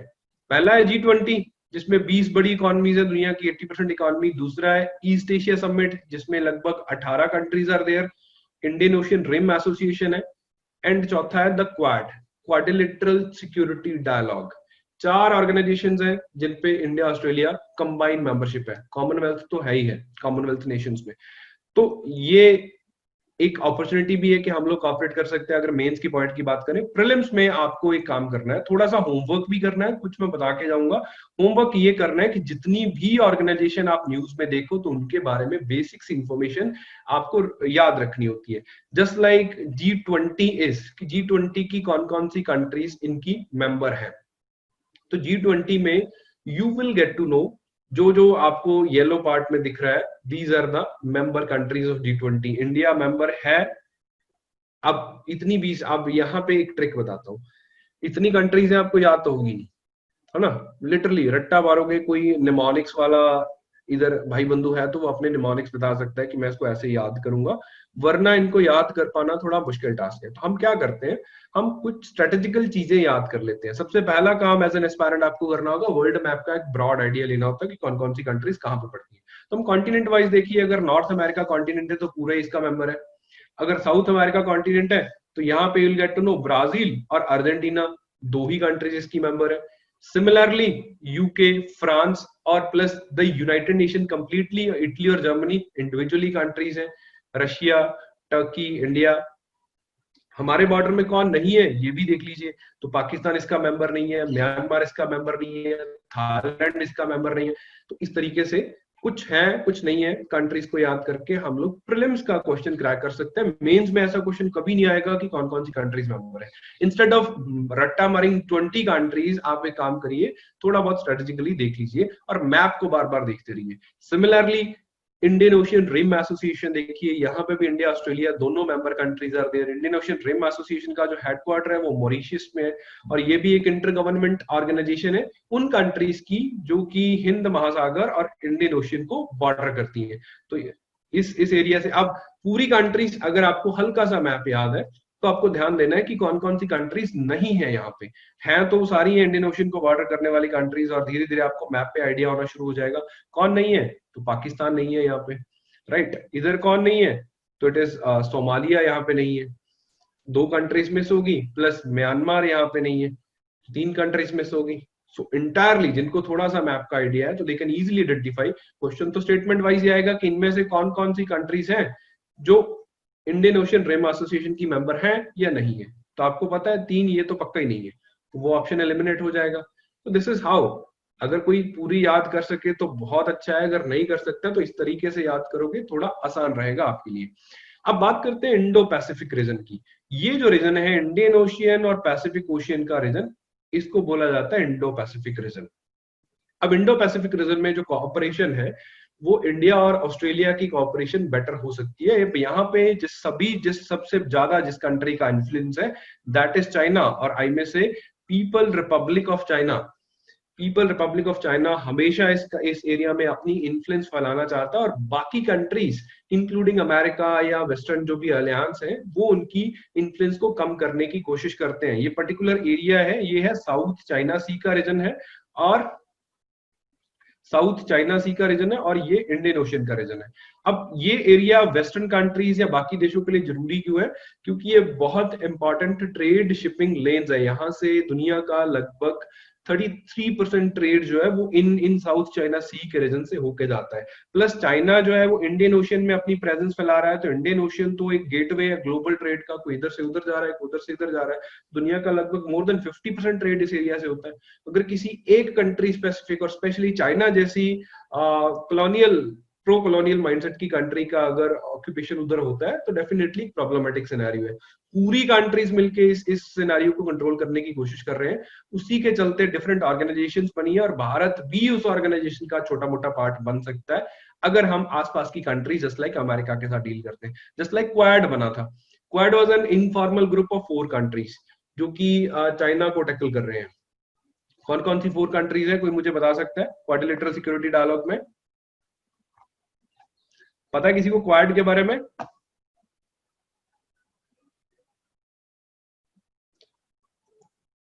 No message. Quadrilateral security dialogue में बता देता हूं, चार कंट्रीज ने मिलकर बनाया है। क्वाड्रिलेटरल सिक्योरिटी डायलॉग भी एक ग्रुप है जो एक मिलिट्री ग्रुप का काम करेगा आने वाले टाइम में, tackle the Chinese influence in Indian Ocean region. तो it is Japan, Australia, USA, India. It is Japan, Australia, USA and India. 4 countries ने इनफॉर्मल ग्रुप बनाया है। इनका मेन मकसद ये है, सेम टाइप जो कि अमेरिका ने नेटो बनाया था ना यूरोप में, रशियन मिलिट्री की पावर को टैकल करने के लिए, सिमिलरली ये एक मिलिट्री ऑर्गेनाइजेशन बनेगा चाइना की इन्फ्लुएंस को टैकल करने के लिए। अब वो टाइम में जब कोविड-19 के बाद चाइना जो है वो और राइज करेगा, इकोनॉमिक ग्लोबल पावर की तरह पॉलिटिकली भी बिहेव करेगा, तो उस टाइम इस तरीके की मैकेनिज्म्स का होना जरूरी है जो पॉलिटिकल इंटरेस्ट्स के लिए। So we are moving ahead. तो अब इन ज्योग्राफिकल लोकेशंस का, इन ऑर्गेनाइजेशंस के, कंट्रीज का आप पक्के से ध्यान रखोगे। इंडियन ओशन रिम एसोसिएशन पे 2014 में डायरेक्ट क्वेश्चन आया था, दोबारा भी आ सकता है, या G20 पे आ सकता है, ईस्ट एशिया समिट पे आ सकता है। ईस्ट एशिया समिट का मैप मैंने नहीं डाला, एशियान +8 बोलते हैं इसको। कंट्रीज देखना, होमवर्क दे रहा हूँ। एशियान +8 कौन कौन सी है? एशियान की 10 कंट्रीज +8 और, राइट। तो दिस इज हाउ हम लोग इनको याद करते हैं। पूरी 18 कंट्रीज याद नहीं होती है, एशियान तो एक ही जगह क्लब्ड कंट्रीज है, +8 करके आप इनको याद कर सकते हो।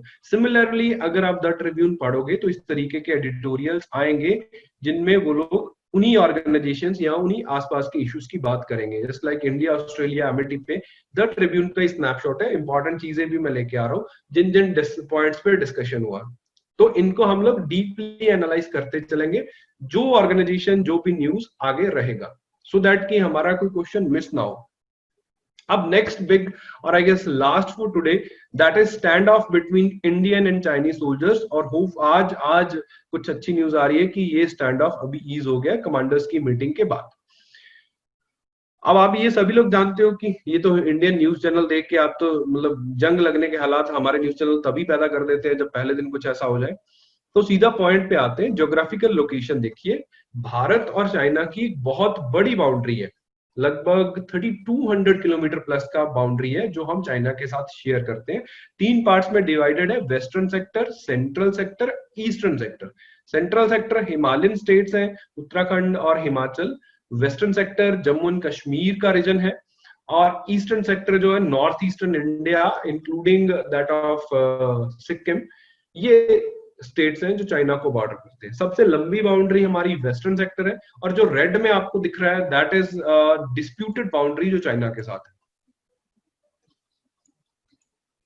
हाँ जी, ये it was about the infrastructure, उसी की मैं बात कर रहा हूँ। तो सबसे पहले एरियाज ज्योग्राफिकली देख लीजिए, जो आपको रेड में दिख रहा है दैट इज द एक्साई चेन का रीजन, नॉर्थ जो वेस्टर्न बॉर्डर है एक्साई चेन का रीजन। सिंस द 1962 वाला वॉर ये पर्टिकुलर रीजन चाइना के ऑक्यूपेशन में है, और हम इसको अपने मैप पे क्लेम करते हैं बिकॉज ये हमारी टेरिटरी थी सोवरेन, अब चाइना आके बैठ गया। Second thing is Arunachal Pradesh का, लगभग स्टेट ऑफ अरुणाचल प्रदेश को चाइना अपने मैप में शो करता है, और हम भी अपने मैप में शो करते हैं। चाइना क्लेम करता है कि ये टेरिटरी एक्चुअली चाइना को बिलोंग करती थी। ब्रिटिश, जब ब्रिटिशर्स यहाँ आए तब ये इंडिया का पार्ट बनी, तो अब पुरानी बाउंड्रीज रिस्टोर हो जानी चाहिए। यहाँ सेंट्रल सेक्टर में भी कुछ छोटे छोटे एरियाज हैं जिन पे बाउंड्री डिस्प्यूट चल रहा है। अरुणाचल प्रदेश हमारे पास है लेकिन चाइना क्लेम करता है एक्साइचन उनके पास है लेकिन वो हमारी टेरिटरी है, ऐसा हम बात करते हैं। अब बाउंड्रीज को समझिए, LAC LOC क्या है? ये जम्मू एंड कश्मीर का पुराना मैप है, जब ये यूनियन टेरिटरीज में डिवाइड नहीं हुआ था। तो हमें इंटरनेशनल बाउंड्रीज देखनी है तो नेशनल इश्यूज का हमें कोई बड़ा प्रॉब्लम नहीं है। ये जो ग्रीन में आपको दिख रहा है दिस इज पाक ऑक्यूपाइड कश्मीर, ग्रीन और येलो में आपको दिख रहा है, 2 पार्ट्स में डिवाइडेड है। जो ग्रीन वाला है इसको वो लोग आजाद कश्मीर कहते हैं, सो कॉल्ड सेमी ऑटोनॉमी इनको दी गई है और यहाँ पे अलग से सरकार बनती है। और गिलगिट बाल्टिस्तान का रीजन है जिसको Pakistan as an integral province दिखाता है और इनको उसी तरीके से गवर्न किया जाता है। ये जो बाउंड्री है पाक ऑक्यूपाइड कश्मीर और गिलगिट बाल्टिस्तान, जो ये भी एक पाक ऑक्यूपाइड टेरिटरी है, इसको हम बोलते हैं लाइन ऑफ कंट्रोल, LOC। बहुत लोगों ने बॉलीवुड मूवी भी देखी होगी जो जिसमें सारे बॉलीवुड एक्टर आ गए थे एक ही साथ, LOC, लाइन ऑफ कंट्रोल। अब चाइना के अक्साई चिन के साथ 1962 के बाद ये जो बाउंड्री है लद्दाख वाले रीजन में, इसको बोलते हैं line of actual control, LAC, right. अब येलो वाला पार्ट पाकिस्तान के पास है और 1948 ऑनवर्ड ही पाकिस्तान के पास है, हम इसको क्लेम करते हैं, यही डिस्प्यूट है पाकिस्तान का, जो पाकिस्तान का कश्मीर इशू है। ये जो टेरिटरी है आपको ग्रे शेडेड दिख रहा है, ये टेरिटरी 1965 में 62 वॉर के बाद पाकिस्तान ने चाइना को गिफ्ट कर दी। इसको बोलते हैं शक्सगाम वैली का रीजन। ज्योग्राफिकली इंपॉर्टेंट है, थोड़ा लिख लेना, मैंने स्लाइड में नहीं डाला, आप कॉपी पेन लेके बैठे होगे। शक्सगाम वैली का रीजन है, शक्सगाम वैली। कहां लिखूं, एक मिनट इरेज करके लिख रहा हूं। यह है Shaksgam valley,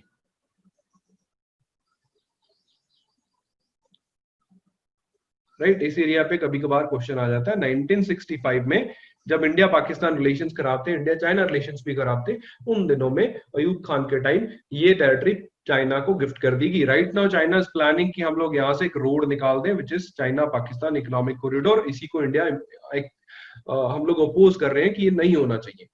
so all clear about the boundaries, LAC क्या है, LOC क्या है।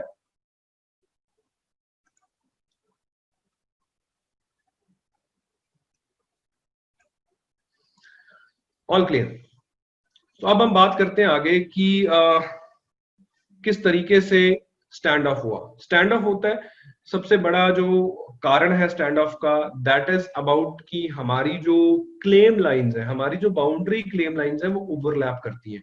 बहुत सारे एरियाज में हमारे पास अपना मैप है, उनके पास अपना मैप है, लगभग 15 किलोमीटर का चौड़ा स्ट्रेच है जो ओवरलैप करता है। और वहां पे जब हमारी पेट्रोलिंग पार्टीज एक दूसरे के साथ कन्फ्रंटेशन में आती है, स्टैंड ऑफ होता है, धक्का मुक्की होती है, तब जाके इनमें प्रॉब्लम्स आ जाती है। हालांकि ये एरिया इतना ज्यादा प्रॉब्लमेटिक नहीं है। 1967 ऑनवर्ड्स, 1967 लास्ट टाइम यहाँ पे स्कैमिशेस हुए थे, उसके बाद कोई बहुत बड़ा मेजर कन्फ्रंटेशन या बुलेट्स फायर नहीं हुए इस बॉर्डर पे। जस्ट स्टैंड ऑफ होता है, फेस ऑफ्स होते हैं, और उसके बाद सिचुएशन को रिजॉल्व कर लिया जाता है बायलैटरली।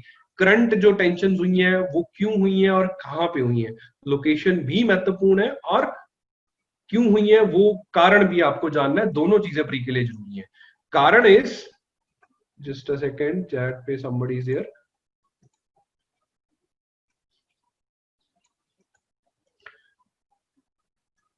शबनम जी एक मिनट बताता हूं आपका डाउट मैकमोहन लाइन और LAC के बारे में। द बेसिक रीजन इज कि इंडिया एक रोड कंस्ट्रक्ट कर रहा है। We are constructing a road in the disputed, so called disputed region, जो कि दारबुक से होके दौलत बेग ओल्डी पोस्ट, जो हमारी नॉर्थ वेस्टर्न पार्ट पे पोस्ट है, वहां तक जाएगी। अब इस रोड पे बहुत ज्यादा स्ट्रेटेजिक ब्रिजेस बनने हैं, काफी डेवलपमेंट करना है। जब भी स्ट्रेटेजिक एरिया में रोड बनाते हैं तो याद रखना कोई प्राइवेट कॉन्ट्रैक्टर नहीं बनाता, एक ऑर्गेनाइजेशन है, this is border road organisation under ministry of defence. वो सारी स्ट्रेटेजिक रोड्स कंस्ट्रक्ट करता है जो भी बॉर्डर एरियाज में पड़ती है। जस्ट क्योंकि उनकी स्ट्रेटेजिकल इंपॉर्टेंस इतनी ज्यादा है, हम किसी प्राइवेट कॉन्ट्रैक्टर को नहीं दे सकते, सो दैट इंफॉर्मेशन भी ना लीक हो और इंफ्रास्ट्रक्चर भी रिलायबल बने। सो ये रोड बनाई जा रही है। चाइना क्लेम्स की some parts of this particular infrastructure वो हमारी सोवरेन टेरिटरी, जो कि एक्साई चेन जो अभी एक्चुअली उनके पास है, उसमें से होके जा रहा है, और वो अपोज कर रहे हैं उस पर्टिकुलर इंफ्रास्ट्रक्चर कंस्ट्रक्शन को।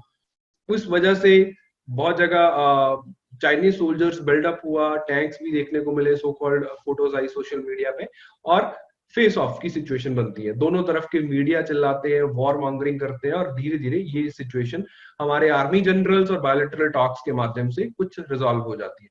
अब ये कहाँ पे हुई, अब हम रोड बना क्यों रहे थे, सबसे पहले ये देखिए, प्रीलिम्स रिलेटेड इंफॉर्मेशन है। 2016 में एक कमेटी बनती है, शेखटकर कमेटी। उन्होंने रिकमेंड किया कि हमारा बॉर्डर एरियाज में जो इंफ्रास्ट्रक्चर है वो इनफ नहीं है to tackle the upcoming adversaries from the neighbour countries. दोनों हॉस्टाइल नेबर है, पाकिस्तान ज्यादा हॉस्टाइल नेबर है, चाइना के साथ भी कभी कभार हमारी प्रॉब्लम होती है। तो बॉर्डर एरियाज में आर्मी की रीच बढ़ाने के लिए हमें इंफ्रास्ट्रक्चर क्रिएट करना है। उसी के चलते हमने श्योक रिवर पे एक ब्रिज बनाया, उसके साथ एक रोड बनाई जो दौलत बेग ओल्डी को कनेक्ट करेगी बाकी एरियाज के साथ। इसके रिस्पॉन्स में चाइनीज आर्मी बिल्डअप करके हमारे साथ थोड़ा प्रॉब्लम क्रिएट कर रही है। तो इसका थोड़ा सा बैकग्राउंड आपने देखना है। इसने बहुत सारी रिकमेंडेशन दी थी मेंस के लिए, हम इनकी सारी रिकमेंडेशंस को ध्यान से पढ़ के जाते हैं। प्री के लिए एक बात याद रखना कि इन्होंने डिफेंस से रिलेटेड बहुत सारी रिकमेंड्स दी है। सिंपल क्वेश्चन कई बार पूछ लिया जाता है। अब ये कन्फ्रंट्रेशंस कहां पे हुई है, तो उसकी ज्योग्राफिकल लोकेशन जरूरी है। कन्फ्रंट्रेशन हुई है एक area which is known as Galwan valley, ये एक्साई चेन का ही मैप है, और वहां पे कुछ रिवर्स और वैलीज हैं। गलवान वैली और हॉट स्प्रिंग्स का एरिया है वहां पे चैंग चैमो के आसपास। इस एरिया में चाइनीज बिल्डअप देखा गया, और यहीं पे which is in southern end of sorry north western end of this particular shared lake, इनको पंगोंग सॉ लेक कहते हैं, वहां पे आसपास में हमारे चाइनीज और हमारे सोल्जर्स के बीच धक्का मुक्की हुई है। तो सबसे पहले लोकेशन देख लीजिए। Location this is Galwan valley, this is hot springs, sorry ये हॉट स्प्रिंग है, ये गलवान वैली का रीजन है। इस एरिया में गलवान रिवर आती है, ये हॉट स्प्रिंग चैंग चैमो समथिंग करके इसका नाम है, ज्यादा नाम इतना ये नाम इंपॉर्टेंट नहीं है। ये सारी जाके एक रिवर को ज्वाइन करती हैं विच इज श्योक रिवर। अब Shyok river further Nubra river को ज्वाइन करती है, यहां साइड पे लिख दे रहा हूं, श्योक रिवर है, फिर वो नुब्रा रिवर को ज्वाइन करती है, और Nubra river further Indus river को ज्वाइन करती है, जो कि इस एरिया की एक मेजर रिवर है, सीधा पाकिस्तान अरेबियन सी में जाती है। श्योक रिवर से पहले छोटी मोटी रिवर्स हैं, जिनमें से एक गलवान रिवर है जिसकी वैली पे अभी एक बिल्डअप हुआ है, या वो हॉट स्प्रिंग्स वाला एरिया है।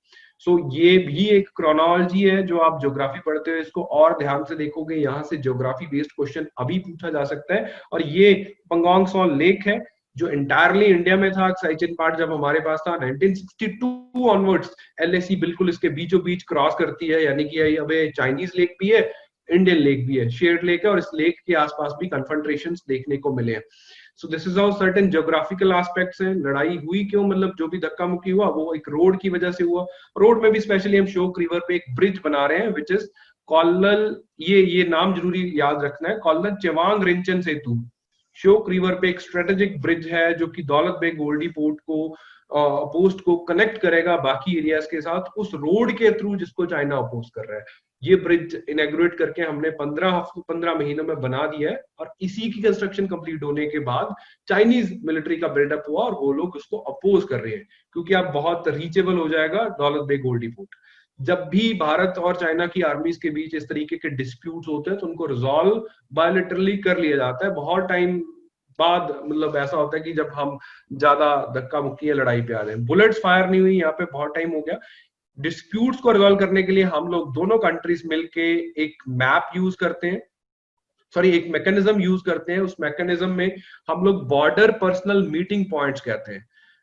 ऐसे पॉइंट्स डीमार्केट करे गए हैं जहां पे इंडियन आर्मी के कमांडर्स और चाइनीज पीएलए के कमांडर्स दोनों आके मिलके बातचीत करते हैं, और बातचीत से जो भी उनके म्यूचुअल डिस्प्यूट्स हैं या जो एक टेंशन बिल्डअप हो रही है उन टेंशन को रिलीज करने की कोशिश करी जाती है। ये मीटिंग्स दौलत बेग गोल्डी पोस्ट पे होती हैं, ये बॉर्डर मीटिंग पर्सनल पॉइंट है। चुनशुल एक पास है जम्मू कश्मीर में, यहाँ पे होती है। नथुला है सिक्किम में, यहाँ पे होती है। बमला और केबिथू पास है अरुणाचल प्रदेश में, यहाँ पे होती है। ब्लू में आपको दिख रहा है लिपू लेक का एरिया जो कि उत्तराखंड में है, यहाँ पे भी प्रपोज्ड है। दो ये एरिया अभी नेपाल के साथ थोड़ा डिस्प्यूटेड चल रहा है, बट आने वाले टाइम में लिपू लेक पास पे भी इस तरीके की सारी पोस्ट्स बनाई जाएंगी। अब एक बात याद रखनी कि बॉर्डर पर्सनल मीटिंग पॉइंट्स कौन से हैं और किस स्टेट में है। जस्ट लाइक दौलत बेग गोल्डी और चुनशुल दोनों के दोनों लद्दाख टेरिटरी में आ गए, भी यूनियन टेरिटरी ऑफ लद्दाख। नथुला जो है वो सिक्किम में है। बमला और केबिथू ये दोनों के दोनों पासेस जो है वो अरुणाचल प्रदेश में। इनका पर्पस क्या है कि इंडियन आर्मी और चाइनीज आर्मी के कमांडर्स इन पॉइंट्स पे बैठ के मीटिंग्स करते हैं टाइमली, अपने आसपास जो भी डिफरेंसेस है उनको रिजॉल्व करने के लिए। जब भी कोई इस तरीके का इशू होता है हमारी सरकारें भी और ये भी बायलैटरली इस इशू को टैकल करने की कोशिश करते हैं, अदर देन मीडिया जो कि हमेशा वॉर मॉन्गरिंग करने की कोशिश करता है। So this is about the India China stand of जो प्रेजेंटली हुआ था, अभी थोड़ा ईज हो गया है। बायलैटरली मींस दोनों तरफ से। मैकमोहन एक्चुअल लाइन है जो कि हमारी बाउंड्री को डिमार्केट करता है शपनम जी, बट प्रेजेंटली एलएसी जो है वो मैकमोहन लाइन से अंदर है, जो कि चाइना जिसपे आज कब्जा जमा के बैठा है। मैकमोहन लाइन तो हमारा बाउंड्री नहीं है ना अभी उस एरिया में, तो लाइन ऑफ एक्चुअल कंट्रोल है जो कि 1962 में चाइना उस एरिया को इंक्रोच कर गया वॉर के बाद। अब वो कहते हैं कि लैंड एक्सचेंज कर लो, थोड़ा अरुणाचल प्रदेश का हमें दे दो, हम ये साइचिन का रीजन छोड़ देंगे। ऐसे हिंट्स चाइना ने बहुत बार दिए। 22-23 राउंड हो चुके हैं बायलैटरल जो स्ट्रेटेजिक टॉक्स होती हैं। हमारे नेशनल सिक्योरिटी एडवाइजर जो कि अजीत डोवल है, वो इन मीटिंग्स में जाते हैं अभी पिछले 2-3 साल से, बट अभी तक फाइनल कुछ नहीं आया और लड़ने के हालात भी नहीं है। इस बाउंड्री डिस्प्यूट को लेके चाइना के साथ इतना बड़ा मसला नहीं है कि हम लोग मिसाइलें फायर करने तक आ जाए। ये डिस्प्यूट्स बायलैटरली हैंडल कर लिए जाएंगे। अभी लड़ना ठीक नहीं है और हम हालात में भी नहीं है, ना नीदर चाइना नॉर इंडिया। तो we are done with the topic. अब आइए आपके डाउट्स जो है उनको टैकल करते हैं कि आप क्या पूछना चाहते हैं about the course, about the current affair topics या व्हाटएवर एल्स। क्या पढ़ना है, क्यों नहीं पढ़ना, वन बाय वन आप बताते रहिए, सो हम उनको देखते रहेंगे।